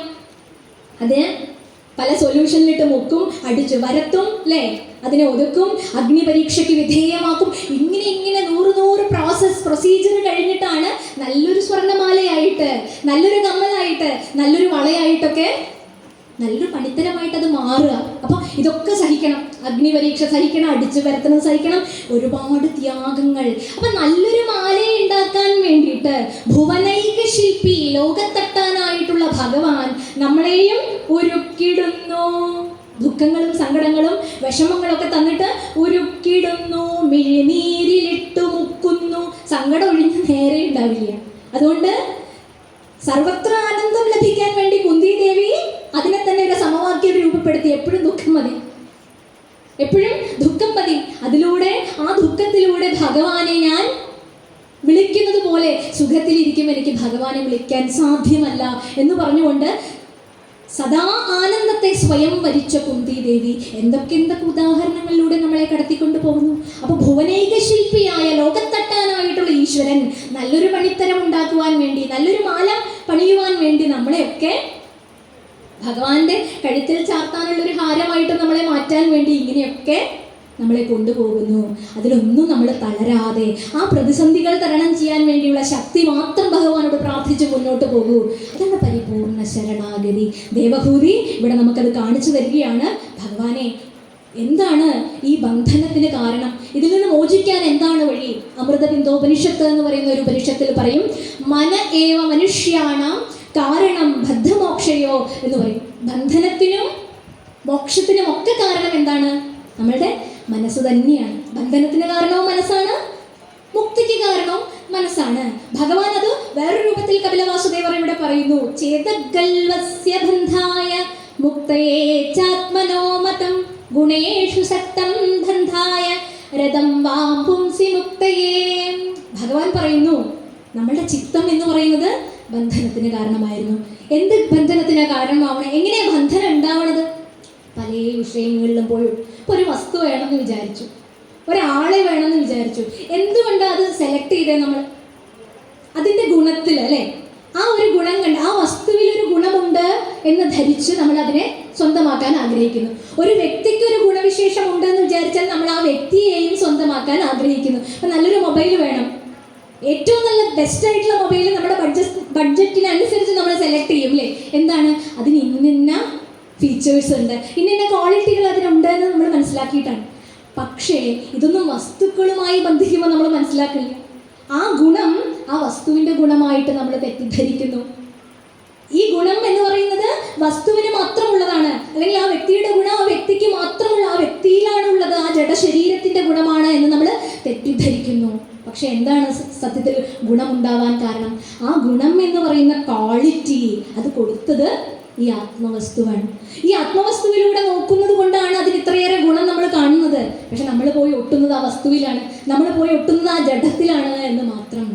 ഇനി രഥം വാം പുംസി മുക്തയെ, ഇനി ഭഗവാനോടാണ് ആ വിഷയം, നമ്മുടെ ഇന്ദ്രിയങ്ങളിലേക്ക് വിഷയം ഭഗവാനാണെന്നുണ്ടെങ്കിൽ എന്തായിരിക്കും? നമ്മൾ അതിൽ രമിക്കും, നമുക്ക് മോക്ഷത്തിനത് കാരണമായിട്ട് മാറും. ഇപ്പം എങ്ങനെയാണ് മനസ്സ് തന്നെ ബന്ധനത്തിനും മനസ്സ് തന്നെ മോക്ഷത്തിനും കാരണമാവുമെന്ന് പറഞ്ഞാൽ എങ്ങനെയാണ് അത് മനസ്സിലാക്കുക? ദേവഹൂതി ചോദിക്കുന്നുണ്ട്. ചെറിയൊരു ഉദാഹരണത്തിലൂടെ തന്നെ പറഞ്ഞു. നമ്മളൊരു പാമ്പ് കടിച്ചു, ഒരു നല്ല വിഷസർപ്പം, ഒരു അണലി കടിച്ചു, പയ്യാനി കടിച്ചു എന്ന് വെക്കൂ. നമ്മൾ വേഗം നമ്മുടെ ഫസ്റ്റ് എയ്ഡ് ഒക്കെ കഴിഞ്ഞ് ഡോക്ടറെ അടുത്ത് പോകണം. അപ്പോൾ ഡോക്ടർ എന്താ ചെയ്യണത്? ഏതാ കടിച്ചതെന്ന് അറിയുമോ ചോദിക്കും. അത് എന്നാൽ എളുപ്പമുണ്ടല്ലോ ചികിത്സിക്കാൻ. അപ്പോൾ അണലിയാണെന്ന് പറഞ്ഞപ്പോൾ തിരിച്ച് അണലിയുടെ വിഷം എടുത്തിട്ട് കുത്തിവെക്കുകയല്ലേ ചെയ്യുക. അപ്പോൾ വിഷം കൊണ്ട് വിഷത്തിനെ ന്യൂട്രലൈസ് ചെയ്ത് കളയാണ്. അപ്പോൾ ബന്ധനത്തിന് കാരണം മനസ്സാണ്. ആ മനസ്സ് തന്നെയാണ് ഉദ്ധരേത് ആത്മനാത്മാനം എന്ന് പറയുന്നത് പോലെ വിഷയങ്ങളിൽ നിന്നുള്ള മുക്തിക്കും കാരണം മനസ്സ് തന്നെയാണ്. ഇത് മനസ്സിലാക്കുന്നിടത്ത്, ഇത് അഭ്യസിക്കുന്നിടത്ത് ഇതിനെ ആധ്യാത്മിക യോഗം എന്ന് പറയുന്നു. അതായത് നമ്മുടെ ഭൗതിക വസ്തുക്കളിൽ ആസക്തമായ ഈ മനസ്സിനെ അവിടെ നിന്ന് അടർത്തിയെടുത്തിട്ട് ഭഗവാനിൽ ചേർത്ത് നിർത്തുന്ന അഭ്യാസത്തെ, ഇത് ഒരു ദിവസം കൊണ്ടോ 1.5 ദിവസം കൊണ്ടോ ഒരു പ്രഭാഷണം കേട്ടാലോ ഒന്നും സാധിക്കില്ല. നിരന്തരമായ നമ്മുടെ അഭ്യാസം കൊണ്ട് സാധിക്കുന്നൊരു ആധ്യാത്മിക യോഗത്തെ കപിലവാസുദേവർ ദേവഹൂതിക്ക് പറഞ്ഞു കൊടുക്കുകയാണ്. നീ വിഷയാസക്തികളെ വർജിക്കുക, അഹന്ത മമതാദികളെ വർജിക്കുക, അതൊക്കെ പറഞ്ഞു. ഇത് എങ്ങനെ സാധിക്കും? വെറുതെ നാമം ചൊല്ലിയത് കൊണ്ട് മാത്രമോ, ഒരു ക്ഷേത്ര പ്രദക്ഷിണം കൊണ്ട് മാത്രമോ, ഒരു സത്സംഗം ശ്രദ്ധിച്ചത് കൊണ്ട് മാത്രമോ, ഒരു ദിവസം 1.5 ദിവസമൊക്കെ അനുഷ്ഠിച്ചത് കൊണ്ട് മാത്രമോ സാധിക്കുമോ? ആ ചോദ്യത്തിന് ഒന്ന് മാത്രം ഏറ്റവും ശ്രേഷ്ഠമായിട്ട് പറയുന്നു. എന്താണ് കപിലവാസുദേവൻ പറയുന്നത്? ഏതേ സാധവ സാധ്വി സർവസംഗ വിവർജിതാഹ സംഘസ്ത്വേഷദത്തേ പ്രാർത്ഥ്യ സംഘദോഷഹരാഹിതേ. 25-ാം അധ്യായത്തിൽ 24-ാമത്തെ ശ്ലോകം കൊണ്ട് പറയുന്നു, സത്സംഗം ഒന്നുകൊണ്ട് മാത്രം. ധാരാളം ഉപാധികളുണ്ട് നമ്മളുടെ വിഷയങ്ങളിൽ നിന്ന് മനസ്സിനെ പിൻവലിക്കാൻ. പക്ഷെ ഏറ്റവും ശ്രേഷ്ഠമായിട്ടുള്ള പാത, ഏറ്റവും എളുപ്പമായിട്ടുള്ള പാത, സാമാന്യ ജനങ്ങൾക്ക് അനുഷ്ഠിക്കാൻ പറ്റുന്ന പാത ഏതാണ്? സത്സംഗം. നമുക്കറിയാം, സത്സംഗത്വേ നിസ്സംഗത്വം, നിസ്സംഗത്വേ നിർമോഹത്വം, നിർമോഹത്വേ നിശ്ചലതത്വം, നിശ്ചലതത്വേ ജീവൻ മുക്തി എന്നൊക്കെ നമ്മൾ പാടാറുണ്ട്. ഈ സത്സംഗം, സത്തുക്കളുമായിട്ട് സാധു സമാഗമം ചെയ്താൽ, ഇപ്പോൾ എല്ലാവരും സത്തുക്കളാണ്, അവർക്കൊക്കെ ഭഗവാനെ കുറിച്ചും ഭാഗവത കഥകളെ കുറിച്ചും പറയാനേ നേരെയുള്ളൂടെ, അല്ലേ? ഇതൊന്നും എൻ്റെ മിടുക്കാണ് എന്ന് പറയുന്നവര് സാധുക്കളല്ല. അവരൊന്നും സത്സംഗം എന്ന് പറയുന്ന കാര്യത്തെ അംഗീകരിക്കുന്നവരല്ല. ഒക്കെ എൻ്റെ മിടുക്കാണ്, ഞാനില്ലാതെ ഈ ലോകം ബ്രാഹ്മണ്യം കൊണ്ട് കുന്തിച്ച് കുന്തിച്ച് ബ്രഹ്മാവും എനിക്കൊക്ക എന്നും ചിലർ എന്ന് പറയുന്ന പോലെ, ഞാൻ ഇതൊക്കെ അനുഷ്ഠിച്ചു, ഞാനിതൊക്കെ പഠിച്ചിട്ടുണ്ട്, ഇനി എനിക്ക് ഒന്നിൻ്റെയും സഹായം ആവശ്യമില്ല എന്ന് പറഞ്ഞുകൊണ്ട് ശാസ്ത്രങ്ങൾ മുഴുവൻ പഠിച്ചിട്ടും ആ സാധനയുടെ ശക്തി മനസ്സിലാക്കാതെ പറയുന്നത് എൻ്റെ അത്രയ്ക്കൊന്നും ബ്രഹ്മാവ് വരില്ല എന്നുള്ള ചിന്തയിലാണ് ഇവിടെ നടന്നുകൊണ്ടിരിക്കുന്നത് എങ്കിൽ അതൊന്നുമല്ല, അവരൊക്കെ സത്തുക്കളാണ്. സത്തുക്കൾ ഭഗവത് കഥ മാത്രമേ പറയുള്ളൂ. എന്തെങ്കിലും ഒന്ന് ചെയ്താൽ ഇത് ഭഗവാന്റെ അനുഗ്രഹം കൊണ്ട് ചെയ്തു എന്ന് മാത്രമേ ഉള്ളൂ, ഞാൻ ഒന്നുമല്ല. പക്ഷെ എന്ന് കരുതി അവർ ആത്മനിന്ദ ചെയ്യുന്നവരല്ല കേട്ടോ. സത്തുക്കൾ എന്ന് പറഞ്ഞു കഴിഞ്ഞാൽ ആത്മനിന്ദ ചെയ്യുന്നവരല്ല. ഇപ്പം നമ്മൾ പറയാറുണ്ട്, ആത്മപ്രശംസയും പാടില്ല, ആത്മനിന്ദയും പാടില്ല. ചിലർ തന്നെ ഇങ്ങനെ സ്വയം പുകഴ്ത്തിക്കൊണ്ടിരിക്കും, അല്ലേ? ആത്മപ്രശംസ, അത് കേട്ടാലേ നമുക്ക് വിഷമം തോന്നും. പക്ഷേ നമ്മുടെ ബന്ധുവോ അല്ലെങ്കിൽ നമ്മുടെ സുഹൃത്തൊക്കെ ആണെങ്കിൽ ഇങ്ങനെ കേട്ട് നിൽക്കും, നമ്മൾ സാരില്ല, എന്തൊരു കഷ്ടം എന്ന് വിചാരിച്ചത് അത് സഹിക്കും. ആത്മപ്രശംസ പാടില്ല, ഭഗവാനിൽ സമർപ്പിക്കണം. ഭഗവാന്റെ ശക്തി കൊണ്ട് ഈ ജഡശരീരം പ്രവർത്തിക്കുന്നതാണെന്നുള്ള സമർപ്പണം ഇല്ലാതെയാണ് ഈ ആത്മപ്രശംസ. ഇനി അടുത്ത ആളുകള് ആത്മനിന്ദ ചെയ്യുന്ന കുറച്ച് ഡിപ്പാർട്ട്മെന്റ്സ് ഉണ്ട്. എന്തെങ്കിലും ഒന്ന് നന്നായി ഒരു പാട്ടൊക്കെ പാടിയപ്പോൾ നമ്മളൊക്കെ ഇങ്ങനെ കൈയടിച്ചു, ഇതൊന്നും ഒന്നുമല്ല, ഇനി എൻ്റെ പരാക്രമങ്ങൾ ഉണ്ടെന്ന് പറയാണോ എന്നുള്ളിൽ സംശയമുണ്ട്. ഇതൊന്നും ഒന്നുമല്ല എന്ന് പറയാം. ഒരു നന്നായി ഡാൻസ് ചെയ്തു, നന്നായിട്ട് പടം വരച്ചു, അപ്പോൾ നമ്മൾ അവരെ പുകഴ്ത്തുമ്പോൾ, നമ്മൾ അവരെ അംഗീകരിക്കാൻ മനസ്സ് കാണിക്കുമ്പോൾ അവരെ ഇതൊന്നുമല്ല, ഞാൻ പഠിച്ചിട്ടില്ല, പഠിച്ചാൽ കുറച്ചുകൂടി അങ്ങനെ പറയാതെ പറയുന്നവരാണ്. അപ്പൊ ആത്മനിന്ദ ചെയ്യണമെന്ന് പ്രത്യക്ഷത്തിൽ തോന്നും, പക്ഷേ അതിലൂടെ അവർ ആത്മപ്രശംസ തന്നെയാണ് ചെയ്യണത്. സത്യത്തിൽ ആത്മപ്രശംസ ചെയ്യുന്നവരെക്കാൾ ഇരട്ടി അഹങ്കാരികളാണ് ആത്മനിന്ദ ചെയ്യുന്ന ആളുകൾ. ഇത് രണ്ടും പാടില്ല. ഭഗവാനിൽ സമർപ്പിച്ച് സംസാരിക്കാൻ സാധിക്കണം, വാക്കുകൾ അവിടുത്തെ പൂജയാക്കി മാറ്റാൻ സാധിക്കണം. അപ്പൊ ചെറുതായിട്ട് ഡാൻസ് കളിക്കാൻ കഴിവുണ്ടെങ്കിലോ പാട്ട് പാടാൻ കഴിവുണ്ടെങ്കിലോ ഒക്കെ സൂക്ഷിച്ചോളൂ. ഭഗവാൻ നമ്മളെ ഇങ്ങനെ പന പോലെ വളർത്തുകയാണ് നമ്മുടെ അഹങ്കാരം, അല്ലേ? ആത്മപ്രശംസ ചെയ്യാനോ ആത്മനിന്ദ ചെയ്യാനോ നമ്മുടെ അഹങ്കാരത്തെ ഇങ്ങനെ പന പോലെ വളർത്തുക. എന്തിനാ? കടയോടെ വെട്ടിക്കളയാൻ വേണ്ടിയിട്ട്, നമ്മളെ വെട്ടി മാറ്റാൻ വേണ്ടിയിട്ട്. അപ്പൊ ഇതിനൊന്നും അഹങ്കരിക്കരുത്. ആര് തന്നിട്ടുള്ള കഴിവുകളാണ്? ഭഗവാനിൽ സമർപ്പിച്ചത് കൊണ്ട് നമുക്ക് കിട്ടിയിട്ടുള്ള കഴിവുകളാണ്. അപ്പൊ ഭഗവതോന്മുഖമായിട്ട് തന്നെ അതിനെ ഉപയോഗിക്കാൻ സാധിക്കണം എന്നുള്ളതാണ്. അപ്പൊ ഇവിടെ സത്സംഗം എന്ന് പറയുന്ന ഒരു സംഗതിയിലേക്ക് വരികയാണെങ്കിൽ സത്തുക്കൾ ഭഗവത് കഥകൾ മാത്രമേ പറയുള്ളൂ, ഭഗവാനെ കുറിച്ച് മാത്രമേ പറയുള്ളൂ. അവരുമായിട്ടുള്ള സമാഗമം ഒന്നുകൊണ്ട് മാത്രമാണ് ഹേ സാധ്വി, അമ്മേ പതിവ്രതേ, തപസ്വി എന്നൊക്കെയാണ് സംബോധന ചെയ്യുന്നത്. അമ്മേ, അതുകൊണ്ട് മാത്രമാണ് ഈ സംസാര സാഗരത്തിൽ നിന്നും മോചിക്കുവാനുള്ള മനസ്സ് വിഷയങ്ങളോട് ചേർച്ച വരാതെ ഭഗവത് വിഷയത്തിൽ രതി സംഭവിക്കാൻ സാധ്യമായ കാര്യം എന്താണ്? സത്സംഗം എന്നുകൊണ്ട് മാത്രമാണ്. ഈ സത്സംഗം എപ്പോഴാണ് നമുക്ക് ലഭിക്കുക? ഒരു പൂച്ചയ്ക്കോ ഒരു പട്ടിക്കോ ഒക്കെ കിട്ടുമോ? അവരിപ്പോൾ എവിടെയെങ്കിലും വരുന്നുണ്ടോ ഇത് കേൾക്കാൻ വേണ്ടി? ഇല്ല. ദുർലഭമായിട്ടുള്ള മനുഷ്യജന്മം കൊണ്ട് മാത്രമാണ് നമുക്ക് ലഭിക്കുന്ന സംഗതി. നമുക്ക് അതിനൊന്നൊരു വില പലപ്പോഴും തോന്നാറില്ല. ഈ മനുഷ്യജന്മം എടുത്തത് വൃഥാ ഉണ്ടും ഉറങ്ങിയും, അല്ലേ? ഒരു ആചാര്യൻ പറയുന്നത് കേട്ടു, 3 ഊകളാണ് നമ്മളെ നിയന്ത്രിച്ചു കൊണ്ടുപോകുന്നത്: ഉണ്ണുക, ഉറങ്ങുക, ഉണ്ണികളെ ഉൽപ്പാദിപ്പിക്കുക. ഈ 3 കാര്യങ്ങളിൽ മാത്രം വ്യാപരിക്കുക. ഇതൊക്കെ ലോക വിഷയങ്ങൾക്ക് വേണ്ട കാര്യങ്ങൾ തന്നെയാണ്. പക്ഷെ അതിൽ മാത്രം ശ്രദ്ധിക്കുന്ന വിഷയികള്, അവർക്ക് വൈരാഗ്യം വരണമെങ്കിൽ, വിരക്തി സംഭവിക്കണമെങ്കിൽ എത്ര കാലം എടുക്കും? പൂന്താനം പറഞ്ഞിട്ടുണ്ട്, എത്ര ജന്മം പ്രയാസപ്പെട്ടിക്കാലം അത്ര വന്നു പിറന്നു സുഹൃതത്താൽ. എത്ര ജന്മം മലത്തിൽ കഴിഞ്ഞതും എത്ര ജന്മം മരങ്ങളായി നിന്നതും അത് വന്നിട്ട് വണ്ണം ലഭിച്ചൊരു മർത്യജന്മത്തിൻ മുമ്പേ കഴിച്ചു നാം. അപ്പോൾ എത്ര യാതനകൾ അനുഭവിച്ച് 84 ലക്ഷത്തിൽ പരം മനുഷ്യേതര ജന്മങ്ങൾ കഴിഞ്ഞിട്ടാണത്രേ ദുർലഭമായിട്ടുള്ള മനുഷ്യജന്മം നമുക്കൊക്കെ ലഭിച്ചത്. അപ്പം അതിൽ നമ്മൾ എന്താ മനസ്സിലാക്കേണ്ടത്? വിശേഷ ബുദ്ധിയുണ്ട്. ഈ പ്രപഞ്ചത്തിന് അധികാരിയായിരിക്കുന്ന, ഇതിനതീതമായിരിക്കുന്ന അസംഖ്യ പുരുഷനുമായിട്ട് സംഘം വയ്ക്കാൻ ഭഗവാൻ അനുഗ്രഹിച്ച് തന്നിട്ടുള്ള ജന്മമായിട്ട് ഇതിനെ പരിഗണിക്കാതെ, അപ്പം ഇന്നുണ്ട് ജോലി, ഭഗവത് സ്മൃതി നാളെയാവാം എന്ന് പറഞ്ഞ് മാറ്റി മാറ്റി വെച്ച് ഭൗതിക വിഷയങ്ങളൊക്കെ കഴിയട്ടെ. ഇപ്പം പഠിക്കേണ്ട സമയം പഠിക്കുക, ജോലി വാങ്ങിക്കുക, അത് കഴിഞ്ഞ് വിവാഹം കഴിക്കുക, കുട്ടികളാവുക, നല്ലൊരു വീട് കെട്ടുക, ഇതൊക്കെ കഴിഞ്ഞ് വരുമ്പോഴത്തേക്കും ഒരു സമയമാവും. അപ്പോഴാണ് ഇന്ദ്രിയങ്ങളൊക്കെ വീക്കായി തുടങ്ങിയിട്ടുള്ള സമയങ്ങൾ. കണ്ണ് കാണാണ്ടാവുമ്പോഴാണ് ഭാഗവതം എടുക്കുക, കാത് കേൾക്കാണ്ടാവുമ്പോഴാണ് ഭാഗവതം എടുത്ത് തുറന്നു വരിക. അപ്പോൾ ഇതൊന്നും വേണ്ടാന്ന് പറഞ്ഞ് ഇത് നാളേക്ക് മാറ്റിയിരിക്കുകയാണ്. ഒരു 60-65 വയസ്സ് കഴിഞ്ഞിട്ട് മതി. ഇപ്പോൾ വെക്കേഷനല്ലേ, കുട്ടികളെവിടെ? അപ്പോൾ ഈ ഒരു യുവതലമുറയ്ക്ക് ഇത് വേണ്ട. അതൊക്കെ വയസ്സായിട്ട് അനുഷ്ഠിക്കാനുള്ള കാര്യങ്ങൾ എന്ന് പറഞ്ഞ് നമ്മൾ നീക്കി വെക്കുന്ന സമയത്ത് അവസാന കാലത്ത് ഈ പറഞ്ഞ പോലെ അന്തേ നാരായണ സ്മൃതി എന്ന് പറഞ്ഞിട്ടുണ്ടെങ്കിൽ പോലും അതിൻ്റെ മുകളിലുള്ള വരികൾ വായിച്ചാൽ മനസ്സിലാവും, അന്ത്യകാലത്ത് നാരായണനെ ഭജിക്കണമെങ്കിൽ, അന്ത്യകാലത്ത് ശിവസ്മരണ ഉണ്ടാകണമെങ്കിൽ അത് നേരത്തെ ചെയ്തു വെക്കണം. എന്നാലല്ലേ വിളിക്കാൻ ഓർമ്മ വരുള്ളൂ. ഒരാള് ബുദ്ധിപൂർവം മക്കൾക്കൊക്കെ ഭഗവാന്റെ പേരിട്ടു, കേശവൻ, നാരായണൻ എന്നൊക്കെ പറഞ്ഞ് പേരിട്ടു. കാരണം അവസാന കാലമാകുമ്പോൾ വിളിക്കാലോ, അപ്പോൾ മുക്തി കിട്ടുമല്ലോ എന്ന് കരുതിയിട്ട് അങ്ങനെ ഒരു പേരിട്ടു. എല്ലാവരും അങ്ങനെയല്ലേ പറയണം, അവസാന കാലം ഭഗവാനെ വിളിച്ചാൽ വൈകുണ്ഠത്തിൽ അല്ലെങ്കിൽ കൈലാസത്തിൽ എന്നൊക്കെ അല്ലേ പറഞ്ഞു വെച്ചിരിക്കണേ. അപ്പം ശരിയെന്ന് പറഞ്ഞ് അങ്ങനെ പേരിട്ടു. 4 പേർക്കും ബിസിനസ്സൊക്കെയാണ്. അച്ഛൻ്റെ ബിസിനസ്സൊക്കെ ഈ 4 മക്കളുമാണ്, കടയൊക്കെയാണ് നോക്കി നടക്കുന്നത്.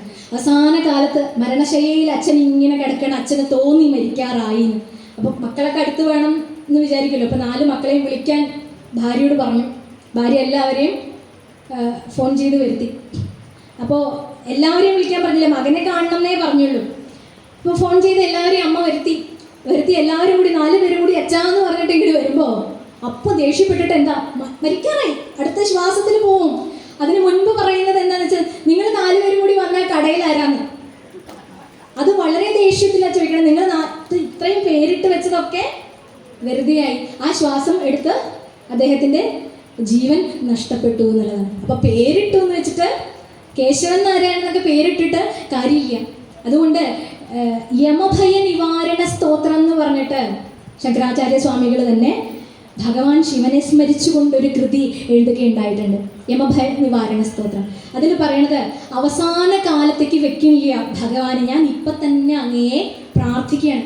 എന്താണെന്നറിയോ, മരണം അടുത്തിരിക്കുന്ന സമയത്ത് എനിക്ക് അങ്ങയെ ഓർമ്മ വരണം.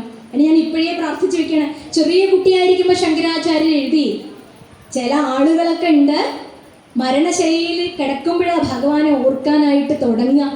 ആ സമയത്ത് നേരെ വണ്ണം ഓർക്കാൻ പറ്റുമോ? പറ്റില്ല. ആ സമയത്ത് എന്തേ ഓർമ്മ വരുള്ളൂ? ദയിതാ മമ ദുഹിതാ മമ ജനനീ മമ ജനഗോ മമ കൽപ്പിതമതിസന്ധതി മരുഭൂമിഷു നിരതം. എൻ്റെ ഭാര്യ, എൻ്റെ കുട്ടികൾ, എൻ്റെ വീട്, എൻ്റെ ആസ്തി, ഞാൻ ഇതൊക്കെ വിട്ടിട്ട് എങ്ങനെ പോകും? ഇങ്ങനെയുള്ള ചിന്തകളാണ് നമ്മളെ ഭരിച്ചുകൊണ്ടിരിക്കുക. ആ സമയത്തോ മരണം എന്ന് പറഞ്ഞ ഭീകരതയെ പറ്റിയിട്ട് കണ്ടിട്ടുണ്ട്, അറിഞ്ഞിട്ടുണ്ട്, എല്ലാം കണ്ടിട്ടുണ്ട്. ഈ മരിച്ചു കിടക്കണവരെ ആ സമയമൊക്കെ കണ്ടിട്ടുണ്ട്. അതിഭീഷണ കടുഭാഷണ യമ കിങ്കര പടലി കൃതതാഠന പരിപീഡന മരണാഗമ സമയേ. യമഭടന്മാരൊക്കെ മുത്തശ്ശി പറഞ്ഞിട്ടുണ്ട്, അവർ ഈ ദംഷ്ട്രകളൊക്കെ ഇങ്ങനെ നീട്ടിയിട്ട് വാളൊക്കെ കൊണ്ടുവന്ന് ജീവന് ചുറ്റും ഇങ്ങനെ നൃത്തം ചെയ്തിട്ടാണ് അത്രേ ഈ ദേഹിയെ എടുത്തോണ്ട് പോണത്. ഇതൊക്കെ കൂടി ആലോചിച്ച് പേടിയായിട്ട് വയ്യ. ഈ സമയത്ത് ഉമയാ സഹ മമ ചേതസി യമശാസന നിവശൻ ഹരശങ്കര ശിവശങ്കര ഹരമേ ഹര ദുരിതം. ഭഗവാനെ ഉമാസഹിതനായി പ്രത്യക്ഷപ്പെടണേന്ന് എപ്പോൾ പ്രാർത്ഥിച്ചു ശങ്കരാചാര്യർ? വളരെ കുട്ടിയായിരിക്കുമ്പോഴേ. നമ്മൾ അവസാന കാലത്തേക്കാണ് ഭഗവത് സ്മൃതിയൊക്കെ മാറ്റി മാറ്റി മാറ്റി വെക്കുന്നത്. ഇവിടെ ദേവഭൂതി ആദ്യം തന്നെ സാധനാനുഷ്ഠാനങ്ങളൊക്കെ ചെയ്തു, എന്നിട്ടും ഈ ഇന്ദ്രിയ വൈരാഗ്യം വരണില്ല. ഈ ബന്ധനം പോണില്ല, വാസനാക്ഷയം ഏർപ്പെടുന്നില്ല. ഇപ്പൊ ഭഗവാന്റെ അനുഗ്രഹം കൊണ്ട് മാത്രമാണ് അത് സംഭവിക്കുന്നത്. നേരത്തെ ചെയ്തിട്ടും ഇതാണ് സ്ഥിതിയെങ്കിൽ മരണസമയത്ത് വിളിക്കാൻ പോകുന്ന നമ്മുടെയൊക്കെ ഗതി ഒന്ന് ആലോചിച്ച് നോക്കൂ. അപ്പോൾ ഭഗവാനെ നേരത്തെ തന്നെ ആശ്രയിക്കുക എന്നുള്ളൊരു ബുദ്ധി നമുക്കുണ്ടാകാൻ വേണ്ടി ആദ്യം നമ്മൾ പ്രാർത്ഥിക്കുക എന്നുള്ളതാണ്. അപ്പോൾ ദേവഹൂതി അടുത്ത ചോദ്യം ചോദിക്കുകയാണ്, അങ്ങനെയാണെങ്കിൽ ഈ മുക്തിക്ക് കാരണം ഭക്തിയാണ് എന്ന് പറഞ്ഞല്ലോ, അങ്ങനെയാണെങ്കിൽ ആ ഭക്തിയെ എങ്ങനെ ദർശിക്കാൻ പറ്റും? ഭക്തി എന്ന് പറഞ്ഞ സത്യത്തിൽ എന്താണ്? കാ ഭക്തി ഭാഗവതം ആദ്യമേ ചോദിക്കുന്നുണ്ട്. ദേവഹൂതി ചോദിക്കുന്നത് കാചിത്വ യുചിതാ ഭക്തി കീദൃശി മമ ഗോചര, എനിക്ക് ആ ഭക്തിയെ എങ്ങനെയാണ് സാക്ഷാത്കരിക്കാൻ സാധിക്കുക എന്ന് ദേവഹൂതി ചോദിക്കുന്നുണ്ട്. അതിനുത്തരം വളരെ എളുപ്പമായിട്ട് കപിലവാസുദേവർ പറഞ്ഞു കൊടുക്കുന്നുണ്ട്. പക്ഷേ അനുഷ്ഠിക്കാൻ പ്രയാസം. നമ്മൾ ഈ വിചാരിക്കണതല്ല ഈ ഇന്ദ്രിയങ്ങളുടെ വഞ്ചന എന്ന് പറയുന്നത്. ഇന്ദ്രിയ വൈരാഗ്യം എന്ന് പറഞ്ഞിട്ട് ശ്രീനാരായണ ഗുരുദേവൻ്റെ ഒരു കൃതിയുണ്ട്. അദ്ദേഹം അതിൽ ഓരോ ഇന്ദ്രിയങ്ങളുടെ ചേഷ്ടകൾ ഇങ്ങനെ പറഞ്ഞു പോകുന്നുണ്ട്. അതൊക്കെ എല്ലാം വിവരിക്കാൻ നമുക്ക് സമയമില്ലെങ്കിൽ പോലും നോക്കാം. കണ്ണിനെ കുറിച്ച് അദ്ദേഹം പറയുന്നുണ്ട്, കാണുന്ന കണ്ണിനൊരു ദണ്ഡവുമില്ല കണ്ടൻ പ്രാണൻ വെടിഞ്ഞിടുകിൽ എന്തിനു പിന്നെയെല്ലാം എന്നാണ് പറഞ്ഞിട്ടുള്ളത്. ഈ കണ്ണിന് ഇപ്പം എന്താ പ്രശ്നം? എൻ്റെ പ്രാണനല്ലേ പിടയുന്നത്? എല്ലാം കണ്ടുകൊണ്ട് വന്ന് ചിലപ്പോൾ ഒരു ആക്സിഡൻ്റ് ആയിരിക്കും കാണുക, ചിലപ്പോൾ ചീത്ത സംഭവങ്ങൾ എന്തെങ്കിലും കാണുക, മനസ്സിനെ വിഷമിപ്പിക്കുന്ന ദുഃഖത്തിൽ ആഴ്ത്തുന്ന പല സംഭവങ്ങൾ ആര് കണ്ടുകൊണ്ട് വരും? ഈ കണ്ണ് കണ്ടുകൊണ്ട് വരും. എന്നിട്ട് ആരെയാണ് വിഷമിപ്പിക്കണത്? എൻ്റെ പ്രാണനെ, എൻ്റെ ജീവനെയാണ് പീഡിപ്പിക്കുന്നത്. കണ്ണിന് വല്ല പ്രശ്നമുണ്ടോ? അതിനെ കുറേ കണ്ടാൽ മതിയല്ലോ അല്ലേ? കുറേ കാണണം, അതാണ് അതിൻ്റെ ആഗ്രഹം. പക്ഷേ പ്രാണൻ പിടയുന്നത് എൻ്റേതാണ്, അത് മനസ്സിലാക്കൂ എന്ന് പറഞ്ഞ് പ്രാർത്ഥിക്കുന്ന ഒരു ഭാവമുണ്ട്. ഈ ചെവിയെ കുറിച്ച് പറയുകയാണെങ്കിൽ, ബോധം കളഞ്ഞു പുറമേ ചുഴലും ചെവിക്കൊരു ആതങ്കമില്ല അടിയനുണ്ടിതു തീർക്കശംഭോ. ഭഗവാൻ പരമേശ്വരൻ്റെ അടുത്ത് പ്രാർത്ഥിക്കുകയാണ്. ബോധമൊക്കെ പോയി, നമ്മൾ ബോധസ്വരൂപനായിട്ടുള്ള ഈശ്വരനെ സാക്ഷാത്കരിക്കാനുള്ള പാതയിൽ നടന്നുകൊണ്ടിരിക്കുമ്പോഴാണ് ഈ ചെവി വേണ്ടതും വേണ്ടാത്തതും ഒക്കെ പോയി പിടിച്ചു അല്ലേ? ആകാശവാണി, റേഡിയോ അല്ലേ, സകല കാര്യങ്ങളും നമുക്ക് ഇഷ്ടമില്ലാത്തതും ഇഷ്ടമുള്ളതും ജീവനെ പീഡിപ്പിക്കുന്ന പല കാര്യങ്ങളും കൊണ്ടുവന്ന് കേൾപ്പിക്കും. നല്ലത് മാത്രമേ കേൾക്കുക. ഭദ്രം കർണേഭി ശൃണുയാമദേവ, ഇങ്ങനെയുള്ള ശാന്തി പാഠങ്ങളൊക്കെ ഉണ്ട്, നമ്മളതൊക്കെ ചൊല്ലാറുണ്ട്. പക്ഷെ ഭദ്രമായത് മാത്രമാണോ നമ്മൾ കേൾക്കാറ്? അല്ല.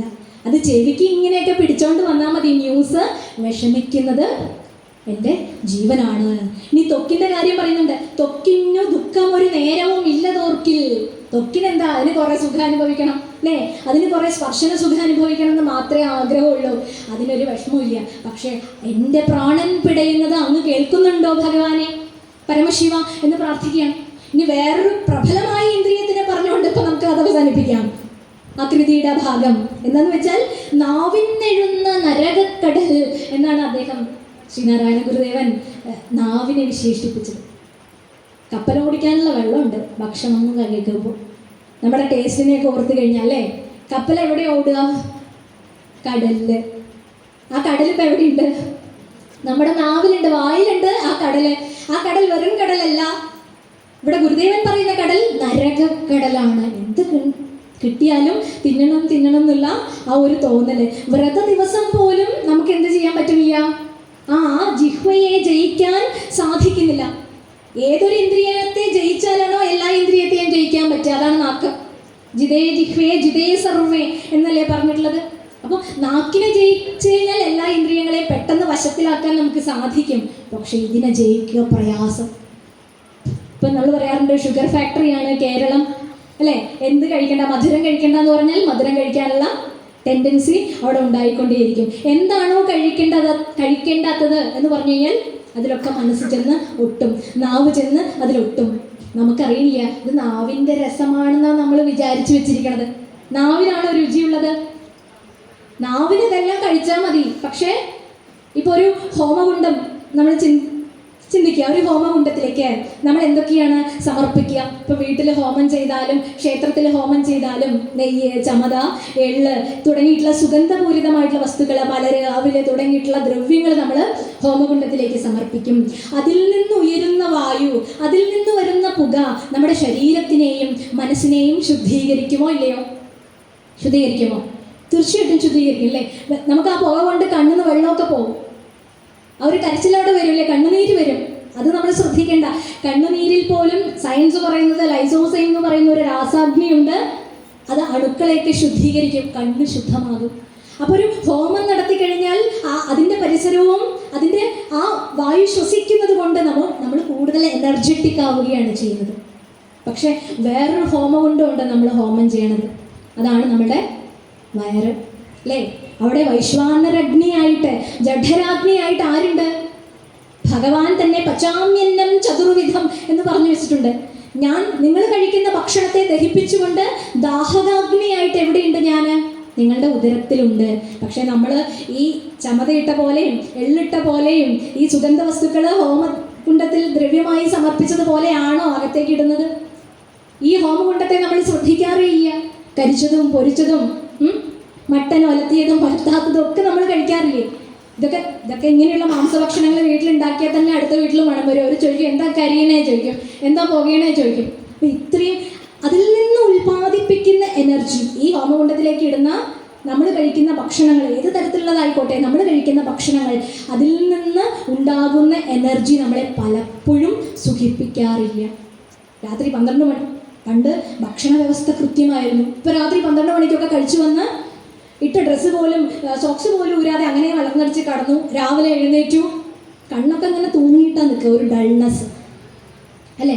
നമുക്ക് പുറത്ത് കാര്യങ്ങളൊന്നും ചെയ്യാൻ പറ്റാത്തൊരവസ്ഥയിലേക്ക് നമ്മളെ ശരീരം കൊണ്ടും മനസ്സുകൊണ്ടും ക്ഷീണിപ്പിച്ച് കളയും. അതുപോലെ തന്നെയാണ് ഇവിടെ പറയുന്നത്, നാവിന്നെഴുന്ന നരകക്കടൽ എന്നാണ് പറയുന്നത്. അപ്പം നാവിനാണ് രുചിയുള്ളതെങ്കിൽ ഇപ്പം നാക്ക് മുറിച്ചിട്ട് ഒരു ലഡുവിൽ വെക്കുക, ഒരു ജിലേബിയിൽ വെക്കുക, അത് മധുരം ഉണ്ടാവുമോ? ഉണ്ടാവില്ല. എന്താ കാരണം?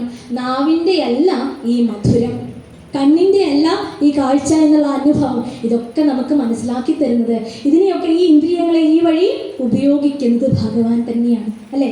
അപ്പോൾ ആ ആത്മവസ്തു ഉള്ളിലില്ലാതെ ഇതിനൊന്നും പ്രവർത്തിക്കാനേ സാധിക്കില്ല. പക്ഷേ ഇങ്ങനെയൊക്കെ പോയി ബന്ധിക്കുന്നതോ, കണ്ണ് കാണുന്നതിലും ചെവി കേൾക്കുന്നതിലും നാവ് പറയുന്നതിലും രുചിക്കുന്നതിലും ഒക്കെ ബന്ധിക്കുന്നത് എന്തുകൊണ്ടാണ്? പിന്നെ അതാണ് മായ. അതിവിടെ പറഞ്ഞു കൊടുക്കുന്നുണ്ട്, പ്രകൃതി പുരുഷ വിവേചനം എന്ന് പറഞ്ഞ് ഭഗവാൻ തന്നെ പറഞ്ഞു കൊടുക്കും. ഭഗവാൻ സൃഷ്ടിക്കുന്നതാണ് ഈ മൂലപ്രകൃതിയാകുന്ന മായയെ. അപ്പോൾ മായയെ ജയിക്കണമെങ്കിൽ അതിനെ തന്നെ ഉപയോഗിക്കണം. താഴെ ഒന്ന് വീണ കൈകുത്തി തന്നെ എഴുന്നേറ്റ് വരേണ്ടതുപോലെ തന്നെ, മനസ്സിനെ കൊണ്ട് തന്നെ മനസ്സിനെ മോക്ഷത്തിലേക്ക് നയിക്കുന്നത് പോലെ തന്നെ ഈ മായയെ കൊണ്ട് തന്നെ മായയെ ജയിക്കുവാനുള്ള ശക്തി, ഇത് അതിന് വലിയ പ്രബലമായൊരു ശക്തിയുണ്ട്. അതിനെ പറഞ്ഞു കൊടുക്കുന്ന ദർശനമാണ് സാംഖ്യദർശനം എന്ന് പറയുന്നത്. പ്രകൃതി പുരുഷ വിവേചനം, പ്രകൃതിയെക്കുറിച്ചും പുരുഷനെക്കുറിച്ചുമുള്ള പരമമായ അറിവ്. അപ്പോൾ ഭഗവാനിൽ നിന്നാണ് ഈ മൂലപ്രകൃതിയായിട്ടുള്ള മായ ഉണ്ടായിട്ടുള്ളത്. അതിൽ നിന്ന് മഹത്വത്വം ഉണ്ടായി, അതിൽ നിന്ന് അഹങ്കാരം ഉണ്ടായി, അതിൽ നിന്ന് ഈ പഞ്ചഭൗതിക സൃഷ്ടി ഉണ്ടായി. എല്ലാം അതിൽ നിന്ന് സ്റ്റെപ്പ് ബൈ സ്റ്റെപ്പായിട്ട് ഉണ്ടായതാണ്. പക്ഷേ നമ്മൾ ഉണ്ടായതിലാണ് കിടക്കുന്നത്, ഇതിൻ്റെ സ്രോതസ്സിലേക്ക് നമ്മൾ ആ പൂർവസ്ഥിതിയിലേക്ക് പോകുന്നില്ല, അല്ലേ? പണ്ടേ കണക്കി വരുവാൻ നിൻ കൃപാവലികൾ ഉണ്ടാകയെങ്കലിഹ എന്ന് നമ്മൾ പ്രാർത്ഥിക്കുമെങ്കിലും ആ പണ്ടേ കണക്കുള്ള ആ പൂർവ്വ സ്രോതസ്സിലേക്ക് മടങ്ങിപ്പോവണം എന്നുള്ളൊരു ഭാവം നമുക്ക് പതുക്കെ പതുക്കെ അഭ്യാസം കൊണ്ട് മാത്രമേ സാധിക്കുകയുള്ളൂ. ഈ വിവേകത്തെ സാംഖ്യദർശനം, സാംഖ്യയോഗം എന്ന് പറയും. നമ്മൾ ഷഡ്ദർശനങ്ങളിൽ ഒരു സാംഖ്യദർശനമുണ്ട്. അതിൻ്റെ ഉപജ്ഞാതാവ് ഒരു കപിലമുനിയാണ്. അതും ഇതും വ്യത്യാസമുള്ളതാണ് കേട്ടോ. അതൊരു നിരീശ്വരവാദം പോലെയാണ് ഉള്ളത്. പക്ഷേ ഇവിടെയുള്ള സാംഖ്യോപദേശം, സാംഖ്യദർശനം എന്ന് പറയുന്നത് സാക്ഷാൽ ഭഗവത് അവതാരമായിട്ടുള്ള കപില വാസുദേവൻ ദേവഭൂതിയാകുന്ന ഒരു ഗൃഹസ്ഥാശ്രമിയെ മുൻനിർത്തി, നമുക്കൊക്കെ ഉള്ള നമ്മൾ പലതിലും ബന്ധിച്ച പ്രാരബ്ധങ്ങളിലാണ് കഴിയുന്നത്, നമ്മളെ മുൻനിർത്തി ഉപദേശിക്കുന്നൊരു വേദാന്തമാണ് എന്നുള്ള ഭാവത്തിലേക്ക് നമ്മൾ വരണം. അപ്പം ഈ ഒരു വിവേകം ഉണ്ടായാൽ പ്രകൃതി വേറെ, പുരുഷൻ വേറെ. പുരുഷനമാണ് ചിത്ത് എന്ന് പറയുന്നത്. സത്ത് എന്താണ്? ഈ പുരുഷനാണ്, അസംഖ്യ പുരുഷനാണ്, സാക്ഷാൽ ഈശ്വരൻ, ഒരു എനർജി എന്ന് പറയും. അതാണ് പുരുഷൻ എന്ന് പറയുന്നത്. പ്രകൃതി മറ്റൊന്നാണ്. പ്രകൃതിയിൽ പുരുഷ ചൈതന്യം ആവേശിച്ചിട്ടുണ്ട് സത്യം. പക്ഷെ നമ്മൾ അത് പുരുഷന്റെ ചൈതന്യമായിട്ടല്ല കണക്കാക്കുക, ആ വസ്തുവിൻ്റെ എന്തോ ഒരു സിദ്ധിയായിട്ടാണ് നമ്മൾ കണക്ക് കൂട്ടുന്നത്. അതുകൊണ്ട് നമ്മൾ ആ വസ്തുവിലെ പ്രകൃതിയിലാണ് ബന്ധിക്കുന്നത്, ജഡവസ്തുവിലാണ് ബന്ധിക്കുന്നത് എന്നർത്ഥം. ശ്രീനാരായണ ഗുരുദേവന്റെ തന്നെ ചിജ്ജട ചിന്തനം എന്ന് പറയുന്ന വളരെ പ്രത്യേകതയുള്ളൊരു കൃതിയുണ്ട്. ചിജ്ജട ചിന്തനം. ചിത്തും ജഡവസ്തുവും. ജഡം വേറെ, നമ്മുടെ ശരീരം ജഡമാണ്. ഇതിന് ശക്തി തരുന്ന പുരുഷൻ നമ്മുടെ ഉള്ളിലേക്ക് ആവേശിക്കുമ്പോഴാണ് ഇത് പ്രവൃത്തി മാർഗത്തിലേക്കും നിവൃത്തി മാർഗത്തിലേക്കും തുടർന്ന് പോകാനായിട്ട് സാധിക്കുന്നത്. അപ്പോഴാണ് പ്രകൃതി പുരുഷ ഐക്യം ഉണ്ടാകുന്നത്. പക്ഷേ ഈ പ്രകൃതിയാകുന്ന ഈ ജഡവസ്തുക്കളിൽ ഭ്രമിക്കായിക എന്ന് പറഞ്ഞ് നമ്മളെ ഓർമ്മിപ്പിക്കുന്ന പ്രകൃതി പുരുഷ വിവേകം ഇവിടെ ദേവഹൂതിയെ മുൻനിർത്തി പറഞ്ഞു തരുന്നു. പിന്നെ ഈ വിവേകം ഉണ്ടായാൽ എന്ത് സംഭവിക്കും? നമ്മുടെ അജ്ഞതയൊക്കെ, നമ്മുടെ ഈ അറിവില്ലായ്മയൊക്കെ മാറിക്കിട്ടും. അജ്ഞത എന്ന് പറയുന്നത് വളരെ വലിയൊരു ശക്തിയാണ് അല്ലെ. നമ്മൾ പറയാറില്ല എപ്പോഴും ഉദാഹരണം, ഒരു കയറ് കാണുമ്പോൾ അതിന് പാമ്പാണെന്ന് തെറ്റിദ്ധരിക്കുക. അപ്പോൾ കയറില് ഒരു അജ്ഞതയുടെ ശക്തി ബാധിച്ചപ്പോൾ, നമ്മുടെ കണ്ണുകളിൽ ആ ശക്തി ബാധിച്ചപ്പോൾ ഉള്ളതിനെ മറച്ചു, കയറിനെ മറച്ചു. ആവരണം എന്ന് പറയും, ആവരണ ശക്തി.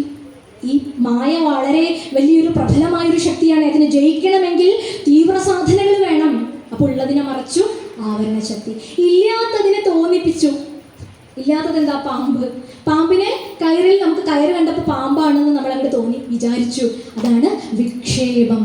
പക്ഷേ ഈ വിക്ഷേപമാവരണം, ഈ രണ്ടു ശക്തികൾ നെങ്കേന്നുദിച്ചവകൾ നാരായണായ നമ എന്നല്ലേ നമ്മൾ പാടുക. ഭഗവാനിൽ നിന്ന് ഉത്ഭവിച്ചതാണ് ഈ മുല്ലപ്രകൃതി, ഈ മായ എന്ന് പറയുന്നത്. പക്ഷേ നമ്മൾ അതിൽ പെട്ട് ഭ്രമിക്കുകയാണ്, ഭഗവാനിൽ എത്തണില്ലല്ലോ.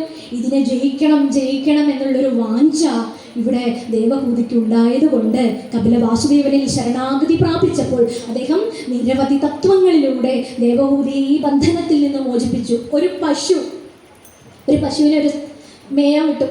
അതിന് ധാരാളം സ്ഥലത്ത് മേഞ്ഞ് സ്വതന്ത്രമായി മേഞ്ഞുകൊണ്ടിരിക്കുകയാണ്. എത്ര സ്ഥലമാണ്? അപ്പോഴാണ് തോന്നി അങ്ങോട്ട് പോണ്ട, എത്ര സ്വാതന്ത്ര്യം വേണ്ട എന്ന് പറഞ്ഞൊരു കുറ്റിയെടുത്ത് തറച്ചിട്ട് അതിനെ കെട്ടിയിട്ടു.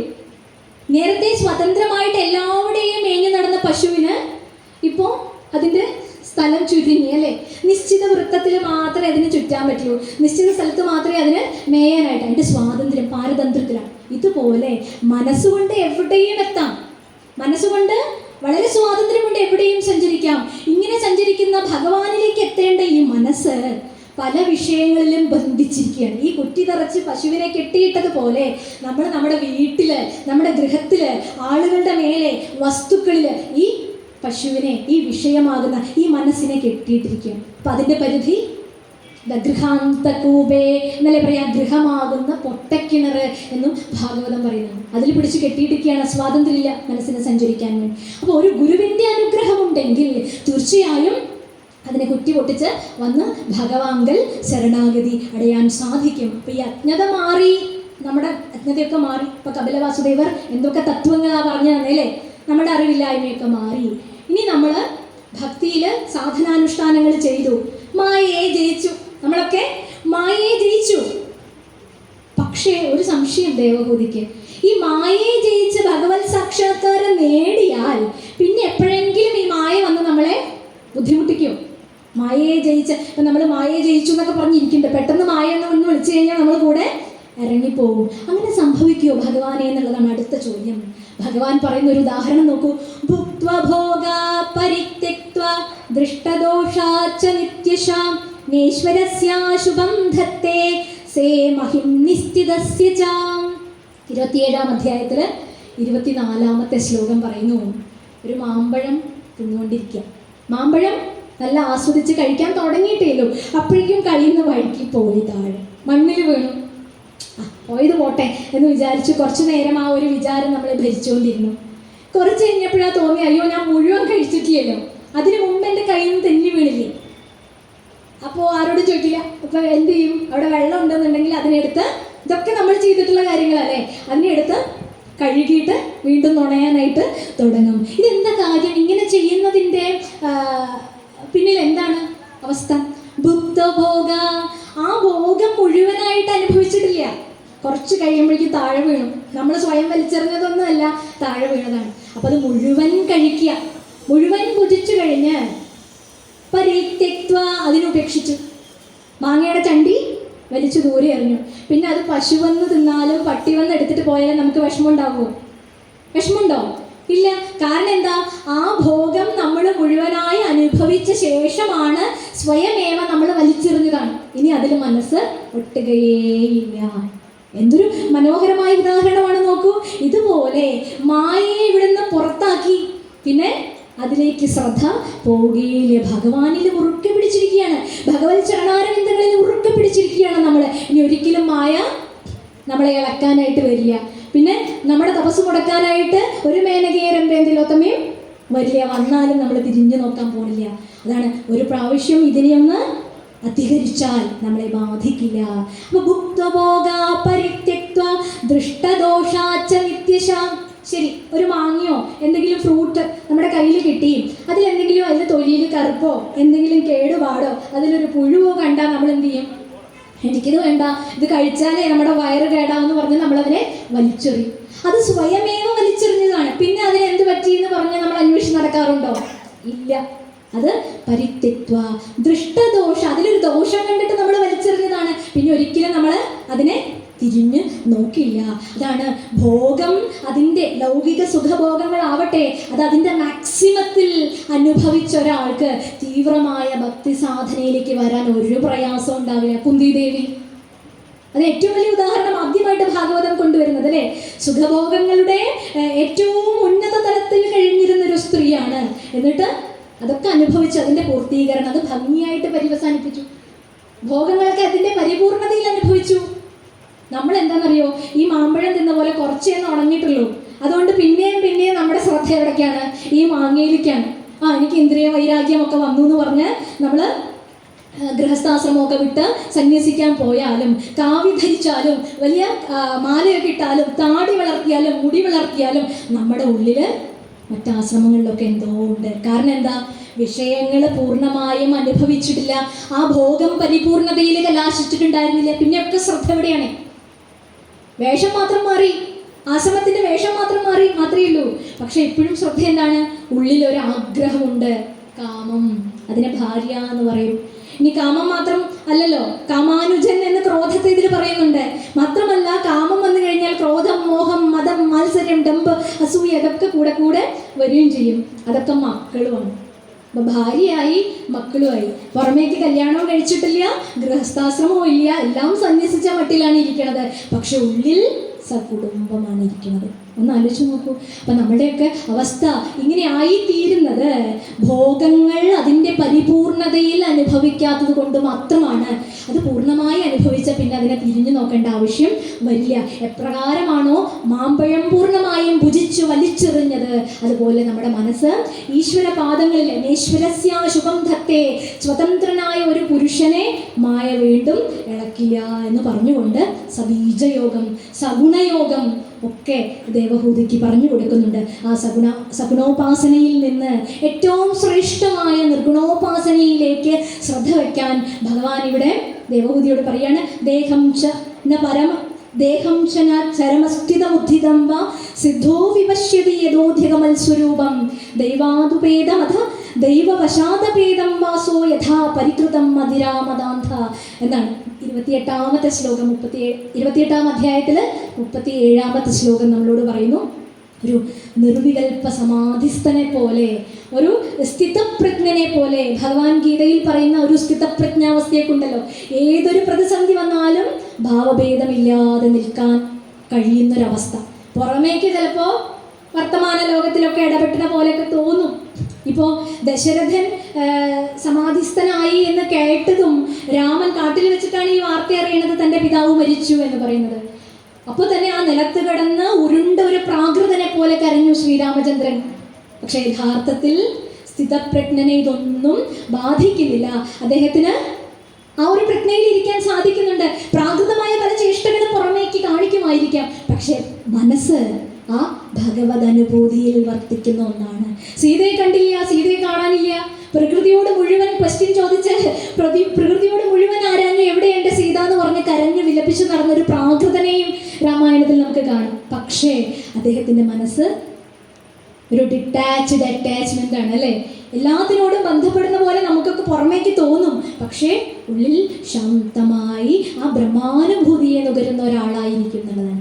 അങ്ങനെയാണ് ഇവിടെ പറഞ്ഞു കൊടുക്കുന്നത്. ഒരു മദ്യപാനിയെ പോലെ നിർവികൽപ്പ സമാധിയിലെ മദ്യലഹരി നന്നായി ആസ്വദിച്ച ഒരാള്, അദ്ദേഹത്തിന്റെ വസ്ത്രം ഉരിഞ്ഞു പോയാൽ കൂടി, ഉടുതുണി അഴിഞ്ഞു പോയാൽ കൂടി അറിയോ അല്ലേ?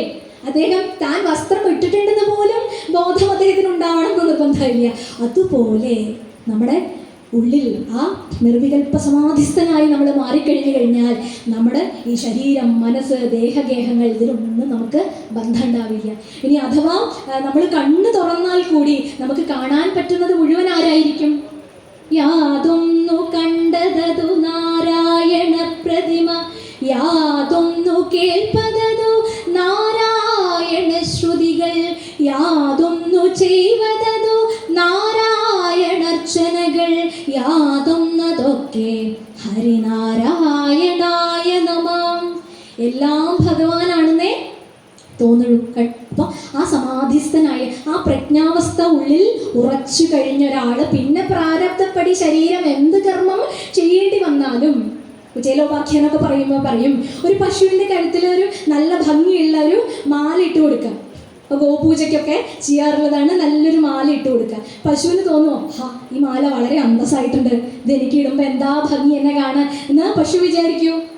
ഇനി പതുക്കെ പതുക്കെ ഓരോ പൂക്കളായിട്ട്, ഓരോ പുഷ്പങ്ങളായിട്ട് അതിൽ നിന്ന് മുതിർന്നു വീണാലും അതിന് വിഷമം ഉണ്ടാവും. അയ്യോ, എത്ര നല്ല മാലയായിരുന്നു, അത് നഷ്ടപ്പെട്ടാൽ എനിക്ക് വിഷമാവുമെന്ന് ചിന്തിക്കുമോ? ഇല്ല. അതുപോലെ പ്രാരബ്ധപ്പടി എന്ത് കർമ്മം ചെയ്യേണ്ടി വന്നാലും ഒരു സ്ഥിതപ്രജ്ഞന്, ഒരു നിർവികൽപ്പ സമാധിയിൽ എത്തിയ ആൾക്ക് ഇതൊന്നും ബാധകമല്ല എന്നുള്ളതാണ്. മായയെ ജയിച്ചു കഴിഞ്ഞാൽ പിന്നെ തിരിഞ്ഞു നോക്കേണ്ട ആവശ്യമില്ല എന്ന് ഭഗവാൻ ഉറപ്പിച്ച് ദേവഹൂതിയോട് പറയുന്ന ഒരു ഭാവമാണ്. അപ്പം ഇനി കണ്ണു തുറന്നാൽ തന്നെ കാണുന്നത് മുഴുവൻ ഭഗവത് സ്വരൂപങ്ങളാണ്.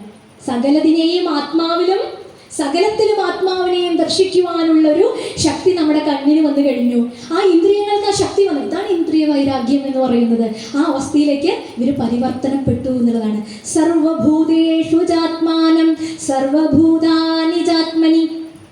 എല്ലാറ്റിനെയും ആത്മാവിലും എല്ലാത്തിലും ആത്മാവിനെയും ഈ ക്ഷേതാനന്യഭാവേന ഭൂതേഷു വദതാത്മതാം എന്ന് ഭഗവാൻ ദേവഹൂതിക്ക് പറഞ്ഞു കൊടുക്കുന്ന ഒരു ഭാഗമാണ്. സബീജ സമാധി എന്ന് പറഞ്ഞ് വിശേഷിപ്പിച്ചുകൊണ്ടാണ്. അപ്പോൾ ഭക്തിയോഗം വിസ്തരിച്ചു കേൾക്കണം, ഭക്തിയോഗം എനിക്ക് വിസ്തരിച്ചു കേൾക്കണം, എനിക്ക് ഇനിയും പോരാ എന്ന് പറയുന്ന ഒരു അവസ്ഥയിൽ നിൽക്കുന്ന ദേവഹൂതിയെ കണ്ടപ്പോൾ അദ്ദേഹം തുടരുകയാണ്. ദീയമാനാം ന ഗൃഹണന്തി വിനാമത്സേവനം ജനാഹ. അപ്പോൾ ഓരോരുത്തരും പല കാര്യങ്ങൾക്ക് വേണ്ടിയായിരിക്കും ഭഗവാനെ സമീപിക്കുക. ചിലർ താമസഭാവഭക്തി, വലിയ എന്താ പറയുക, ഭൂതപ്രേത പിശാചാദികളെയൊക്കെ അവർ പൂജിക്കും. അതിപ്പോൾ വല്ലവരെയും കൊള്ളയടിക്കാനോ കൊല ചെയ്യാനോ ഒക്കെ ആയിരിക്കും, അതിൻ്റെ താമസഭാവമാണ് അതിന്. ഇനി വേറൊരു കൂട്ടര് തൻ്റെ ആഗ്രഹ നിവർത്തിക്കായിട്ട് ഭഗവാനെ ഭജിക്കും. ഭഗവാനെ എനിക്ക് ഇന്നത് വേണം എന്ന് പറഞ്ഞ് ഭജിക്കുന്നവർ, രാജസഭാവമാണ് അതിന്. ഇനി ചില കൂട്ടര് സാത്വിക ഭാവ ഭക്തിയിലേക്ക് വരും. അവർക്ക് പ്രത്യേകിച്ച് ആവശ്യമൊന്നുമില്ല, അവരൊരു നിസ്വാർത്ഥ ഭജനമാണ് നടത്തുന്നത്. അങ്ങനെയുള്ളവരുമുണ്ട്. ഇതിനെ മൂന്നിനെയും അധികരിച്ചിട്ടുള്ള ഗുണാതീതമായിട്ടുള്ളൊരു അവസ്ഥയാണ് നിർഗുണ ഭക്തിയാണ് ഏറ്റവും ശ്രേഷ്ഠമെന്ന് ഇവിടെ ദേവഹൂതിക്ക് പറഞ്ഞു കൊടുക്കുകയാണ്. അവർക്ക് എന്താ പ്രത്യേകത? ഈ നിർഗുണോപാസന ചെയ്യുന്നവർക്ക് ഇപ്പം എന്താ പ്രത്യേകത? അവരുടെ അടുത്ത് പോയിട്ട് ചോദിക്കുകയാണ്, ഇത്ര കാലം ഭജിച്ചില്ലേ, ഭഗവാനെ പോലെ തന്നെ ഇരിക്കണോ, ഇനിയിപ്പോൾ ഭജനത്തിൻ്റെ വല്ല ആവശ്യമുണ്ടോ എന്ന് ചോദിച്ചാൽ അവർ പറയും, ഞാനൊന്നും ആ ഭാവത്തിൽ ചിന്തിക്കില്ല, എനിക്ക് ഭഗവാന്റെ പാദസേവ ചെയ്താൽ മതി. ഇനി വൈകുണ്ഠത്തിലെത്തിയില്ലേ, ഇനിയിപ്പോൾ എന്തിനാ ഭഗവാനെ ഭജിക്കണേ, ഭഗവാൻ തന്നെ ആയിത്തീർന്നില്ലേ എന്ന് പറഞ്ഞാൽ എനിക്ക് അങ്ങനെയുള്ള സാലോക്യ ഭക്തി വേണ്ട എന്ന് പറഞ്ഞ് അവർ റിജക്റ്റ് ചെയ്യും. എന്നാൽ ഭഗവാന്റെ പ്രൈവറ്റ് സെക്രട്ടറി ആയിക്കോളും എന്ന് പറഞ്ഞാൽ അവർ അതിനെയും സ്നേഹപൂർവ്വം നിഷേധിച്ചു കളയും. അവർക്കിതൊന്നും വേണ്ട, ഭഗവത് പാദാരവിന്ദ സ്മരണം മാത്രം മതി. അവർ ചെയ്യുന്ന കർമ്മങ്ങൾ മുഴുവൻ ഈശ്വരാർപ്പണമാണ്. അപ്പം നമുക്കും അതെ, നമ്മുടെ പ്രാരബ്ധപ്പടി നമുക്ക് ഭഗവാനെ സേവിക്കാനോ അമ്പലത്തിൽ വരാനോ ഭാഗവത സപ്താഹം കേൾക്കാനോ ഒന്നും കഴിഞ്ഞില്ലെങ്കിലും നമ്മൾ വിഷമിക്കേണ്ട. ശിവമാനസ പൂജ എന്ന് പറയുന്ന ഒരു കൃതിയിൽ എല്ലാം ശിവനായിട്ട് കാണാനുള്ള, നിങ്ങൾ കേട്ടിട്ടുണ്ടോ?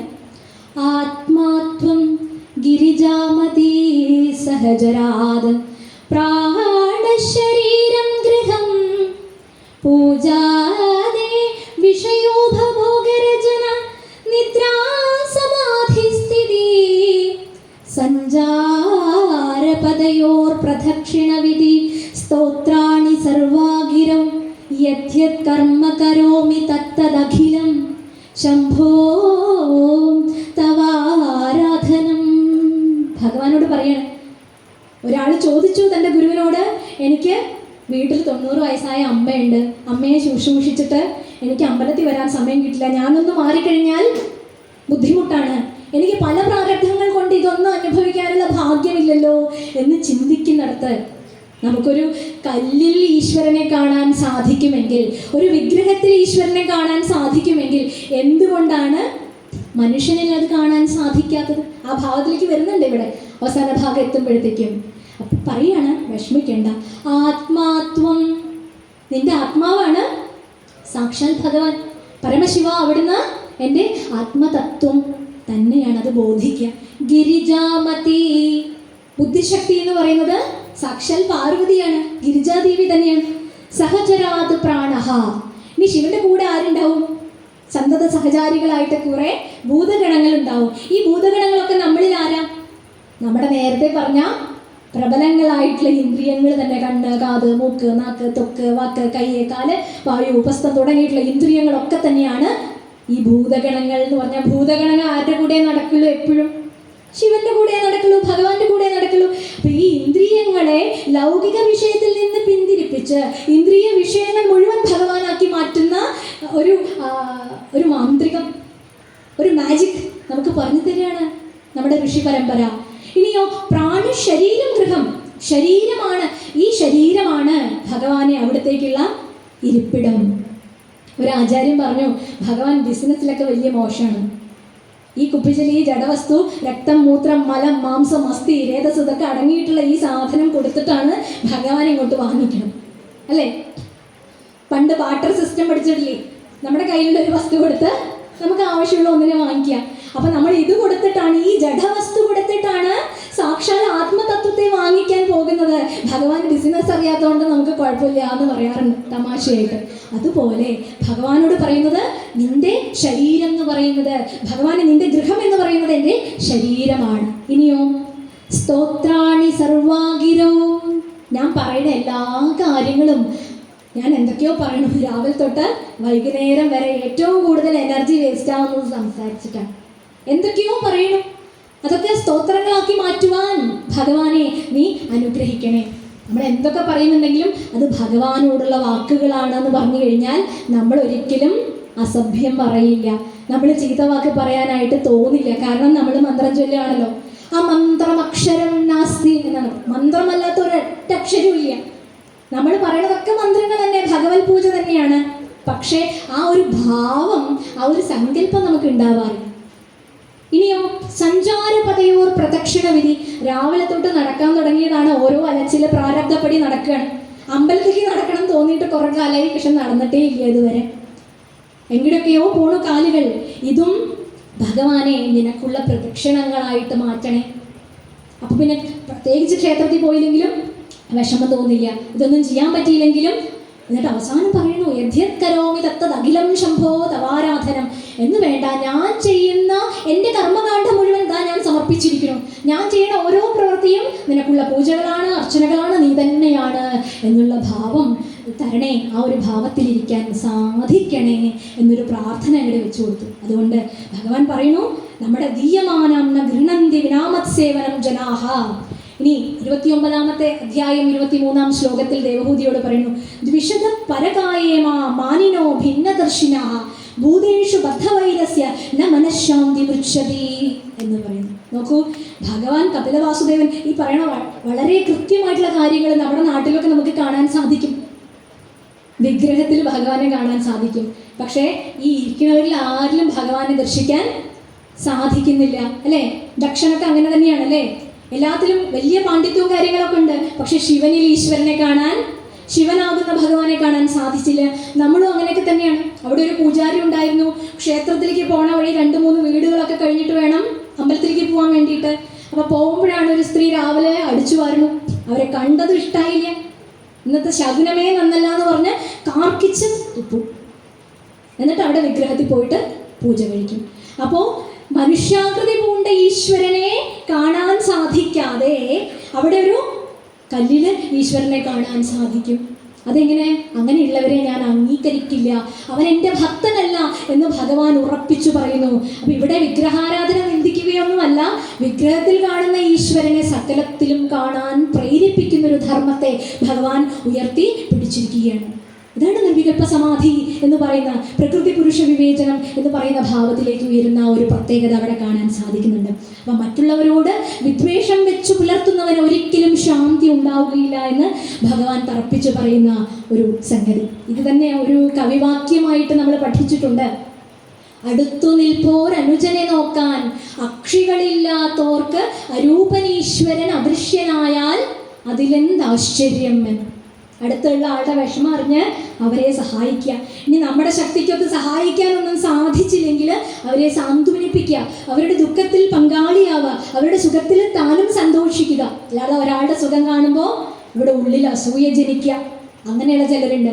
വിദ്വേഷം ജനിക്കുക, ദ്വേഷബുദ്ധി വിനാശായ ആത്മജ്യോതിർ നമോസ്തുത എന്ന് പറഞ്ഞ് ദീപപ്രജ്വാലനം കഴിഞ്ഞ് ഇറങ്ങിയിട്ടേ ഉണ്ടാവുള്ളൂ.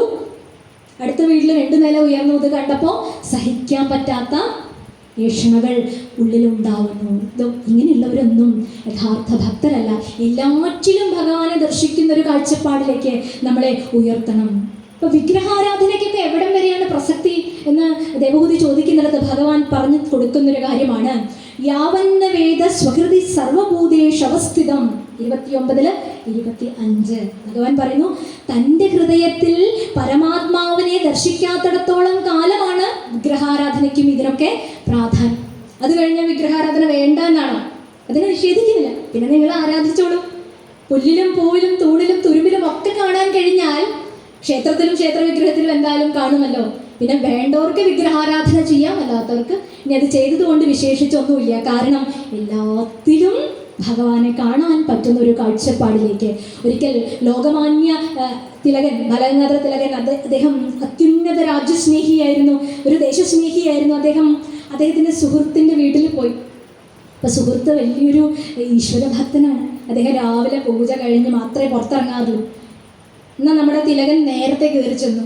അപ്പോൾ അന്ന് വിഗ്രഹാരാധന നടത്താനും ഈശ്വര പൂജ ചെയ്യാനും സമയം കിട്ടിയില്ല. അപ്പോൾ തിലകൻ്റെ അടുത്തിരുന്ന് ഒരു മുറിയിലിരുന്ന് അവർ സംസാരിച്ചു കൊണ്ടിരിക്കുകയായിരുന്നു. ആ സമയത്ത് അദ്ദേഹത്തിൻ്റെ മകനോട്, ഈ സുഹൃത്തിൻ്റെ മകനോട് അവൻ്റെ അമ്മ പറയുന്നത് കേട്ടു, ഇന്ന് അച്ഛന് തിലകമ്മാമൻ വന്നതുകൊണ്ട് സമയമില്ല, നീ കുളിച്ച് വേഗം ശുദ്ധിയായിട്ട് വിഗ്രഹാരാധന ബിംബപൂജ ചെയ്യണം എന്ന് പറഞ്ഞു. അപ്പോൾ ആ കുട്ടി അപ്പം തന്നെ പറഞ്ഞു, എനിക്ക് പറ്റില്ല അതൊന്നും ചെയ്യാൻ. തിലകമ്മാമൻ ചെയ്യണ്ടോ, വിഗ്രഹത്തിന് പൂജിക്കണ്ടോ? ഞാനും പൂജിക്കില്ല എന്ന് പറഞ്ഞു.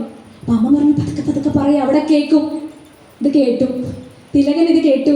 പതുക്കെ അദ്ദേഹം എഴുന്നേറ്റ് വന്നിട്ട് ഈ കുട്ടിയെ അടുത്ത് ഓമനിച്ച് വിളിച്ചിട്ട് പറഞ്ഞു, നീ എന്താ അമ്മ പറഞ്ഞത് അനുസരിക്കാത്തത്? അമ്മ എന്നോട് വിഗ്രഹ പൂജ ചെയ്യാൻ പറഞ്ഞു, എന്താ കാര്യം? താങ്കൾ ചെയ്യണ്ടോ വിഗ്രഹാരാധന? ഉണ്ട് എന്ന് പറഞ്ഞു. എന്നാ അങ്ങയുടെ ഈശ്വരനെ എനിക്കൊന്ന് കാണിച്ച്. ഹിരണ്യാക്ഷിപു ചോദിച്ചതുപോലെയല്ല, വളരെ സ്നേഹത്തോടുകൂടി ഈ കുട്ടി അങ്ങയുടെ വിഗ്രഹത്തെ, ഈശ്വരനെ എനിക്ക് കാണിച്ചു തരുമെന്ന് പറഞ്ഞു. അദ്ദേഹം ആ വീട്ടിൻ്റെ മട്ടുപ്പാവിൽ കയറി നിന്നു. അവരെ കാണാൻ വേണ്ടി അനേകായിരം ആളുകൾ, അവരുടെ വിഷമം തീർക്കാൻ വേണ്ടി, നമുക്കറിയാലോ സ്വാതന്ത്ര്യ സമര കാലഘട്ടത്തിൽ എന്തൊക്കെ വിഷമതകൾ, അതിനെയൊക്കെ പരിഹരിക്കാൻ വേണ്ടി അവരുടെ നിവേദനങ്ങളുമായിട്ട് തിലകനെ കാത്ത് പുറത്തു നിൽക്കുകയാണ്. അവരെ കാണിച്ചുകൊണ്ട് തിലകൻ പറഞ്ഞു, നോക്കൂ, ഇവരാണ് എൻ്റെ ഈശ്വരൻ, ഇതാണ് എൻ്റെ വിഗ്രഹം എന്ന് പറഞ്ഞു കൊടുത്തു. നിനക്ക് ഇവരെ പൂജിക്കാൻ സാധിക്കുമോ? അതിലേക്ക് ഉയരാൻ വേണ്ടിയിട്ടാണ് കുഞ്ഞേ ഈ ബിംബാരാധന. ഒരു ക്ഷേത്രത്തിൽ പോയാലും നമ്മുടെ അകത്തെ ബിംബത്തിൻ്റെ പ്രതിബിംബമാണ് ശ്രീകോവിലിനകത്തിരിക്കുന്നത് എന്ന് ബോധ്യപ്പെടുത്തുവാൻ ശ്രീനാരായണ ഗുരുദേവൻ കണ്ണാടി പ്രതിഷ്ഠകൾ നടത്തി. ആ കണ്ണാടിയിലൂടെ നമ്മളെ തന്നെ കണ്ട നമ്മൾ സായുജ്യം എന്ന അവസ്ഥയിലേക്ക് പോയി. അപ്പോൾ ബിംബാരാധനയും ചെയ്യില്ല, ആളുകളെയും പൂജിക്കില്ല, രണ്ടും ഇല്ല എന്ന് പറഞ്ഞാൽ പറ്റില്ല. ചിലർ പറയും സഗുണോപാസനയാണ് അല്ലേ, ഇതെല്ലാം വിഗ്രഹാരാധനയിൽ മാത്രം കുടുങ്ങിക്കിടക്കുന്നവരുണ്ട്. അതിനെ ആരാധിച്ചോളൂ, സാക്ഷാത്കാരം നേടിക്കോളൂ. കുറച്ച് കഴിഞ്ഞാൽ ഒരു ആചാര്യൻ പറഞ്ഞു അവരോട്, നിങ്ങൾ നിർഗുണമൊക്കെ സഗുണമൊക്കെ വിട്ട് നിർഗുണത്തിലേക്ക് പോകണം, ഭഗവാൻ എല്ലാത്തിലും ഉണ്ടെന്ന് കാണണം. ഓ ശരി എന്ന് പറഞ്ഞ് അതിലും പോയി. വേറെ ചിലർ നിർഗുണത്തിലും ഇല്ല, സഗുണത്തിലും ഇല്ല, വിഗ്രഹാരാധനയും ചെയ്യുന്നില്ല, എന്നാൽ സാമാന്യ ജനങ്ങളിൽ എല്ലാം ഈശ്വരനെ കാണാനും സാധിക്കാത്ത അവസ്ഥയിൽ സഗുണവും ഇല്ല നിർഗുണവും ഇല്ലാണ്ട് ദുർഗുണം മാത്രമായിട്ട് ജീവിക്കുന്ന ആൾ. അങ്ങനെ പാടില്ല എന്ന് തിലകൻ പറഞ്ഞു കൊടുത്തു. അതുപോലെ തന്നെ ഭഗവാൻ ആ ശ്രീകോവിൽ ദർശിക്കുന്ന, അല്ലെങ്കിൽ എല്ലാ ജനങ്ങളിലും ദർശിക്കുന്ന ആ ഈശ്വരനെ കുറിച്ച് പറഞ്ഞു, മയ്യർപ്പിതാത്മന പുംസ മയി സന്യസ്ത കർമ്മണ ന പശ്യാമി പരംഭൂതമകർത്തു സമദർശനാത്. സമദർശിയായി തീരുവാനുള്ള ആ ഒരു ഭാവത്തിലേക്ക് ദേവഹൂതിയെ പതുക്കെ പതുക്കെ മോചിപ്പിക്കുകയാണ്. ആ വിഷയങ്ങളിൽ ഒട്ടിച്ചേർന്ന മനസ്സിനെ ഒരു സ്റ്റെപ്പ് ബൈ സ്റ്റെപ്പായി ഭഗവാൻ ഇങ്ങനെ കൊണ്ടുവന്ന് ഭഗവാനിലേക്ക് ആക്കി മാറ്റുന്ന ഒരു മനോഹരമായ ഒരു സന്ദർഭമാണ്. പിന്നെ ധാരാളം കാര്യങ്ങൾ ഇവിടെ വിവരിക്കുന്നുണ്ട്. അതിൽ വളരെ പ്രധാനപ്പെട്ട ഒരു കാര്യമാണ് നരകവർണ്ണനയും കൂടെ ചെയ്യുന്നുണ്ട്. നമ്മളുടെ നരകങ്ങളുടെയൊക്കെ പ്രത്യേകത എന്താ? വർണ്ണനയൊക്കെ കേൾക്കുമ്പോൾ തന്നെ ഭയങ്കര പേടിയാവും, ഭീതിയുണ്ട് നമുക്ക് അതൊക്കെ കേൾക്കുമ്പോൾ. പക്ഷേ നമ്മൾ വീട്ടിൽ കഴുകാനിട്ട പാത്രങ്ങൾ അങ്ങനെ തന്നെ വയ്ക്കും, കഴുകി വൃത്തിയാക്കും അല്ലേ? ഇനി തുണിയിൽ അഴുക്ക് പുരണ്ടാൽ നന്നായിട്ട് അതിനെ ഉരച്ച് വൃത്തിയാക്കാറില്ലേ? അതുപോലെ നമ്മുടെ കർമ്മം കൊണ്ട് അശുദ്ധിപ്പെട്ട നമ്മളെ ശുദ്ധീകരിക്കുവാനുള്ള ഒരു സ്ഥലമാണെന്ത്? അത് സ്ഥായി അല്ലല്ലോ, അതിൽ സ്ഥിരമല്ലല്ലോ. ആ നരകത്തിൽ പോയി നമ്മളെ സ്വയം ശുദ്ധീകരിക്കുക. പക്ഷെ കേൾക്കുമ്പോൾ ഈ കാര്യങ്ങളൊന്നും ഉണ്ടാവില്ല, പേടിയായിരിക്കും നരകവർണ്ണനയൊക്കെ കേൾക്കുമ്പോൾ. പക്ഷേ നമ്മളെ വിമലീകരിക്കുവാനുള്ള ഒരു ഗേഹം മാത്രമാണ് നരകം. സ്വർഗം നമ്മുടെ പുണ്യങ്ങളൊക്കെ നമ്മൾ അനുഭവിച്ചു, നരകത്തിൽ നമ്മുടെ പാപങ്ങളൊക്കെ തീർന്ന് നമ്മൾ ശുദ്ധീകരിക്കപ്പെട്ടു. പിന്നെ ഒരു എള്ളിൻ്റെ അവസ്ഥ പോലും നമുക്കില്ല. നമ്മൾ എന്തായിട്ട് മാറി? വീണ്ടും ഭൂമിയിൽ അടുത്ത ശരീരം എടുക്കുവാൻ വേണ്ടി വന്നവരായിട്ട് മാറി. ഭഗവാൻ നമ്മളുടെ ഗർഭാധാന സംസ്കാരത്തെക്കുറിച്ച് പോലും പറഞ്ഞ് ഇവിടെ ദേവഹൂതിക്ക് കൊടുക്കുന്നുണ്ട്. കാരണം പല ഗർഭോപനിഷത്ത് എന്ന് പറഞ്ഞ ഉപനിഷത്ത് പോലും നമുക്കുണ്ട് അല്ലേ? ഗൈനക്കോളജിസ്റ്റുകളൊക്കെ നിർബന്ധമായിട്ട് വായിച്ചിരിക്കേണ്ട ഒരു ഭാഗമായിട്ട് തോന്നും.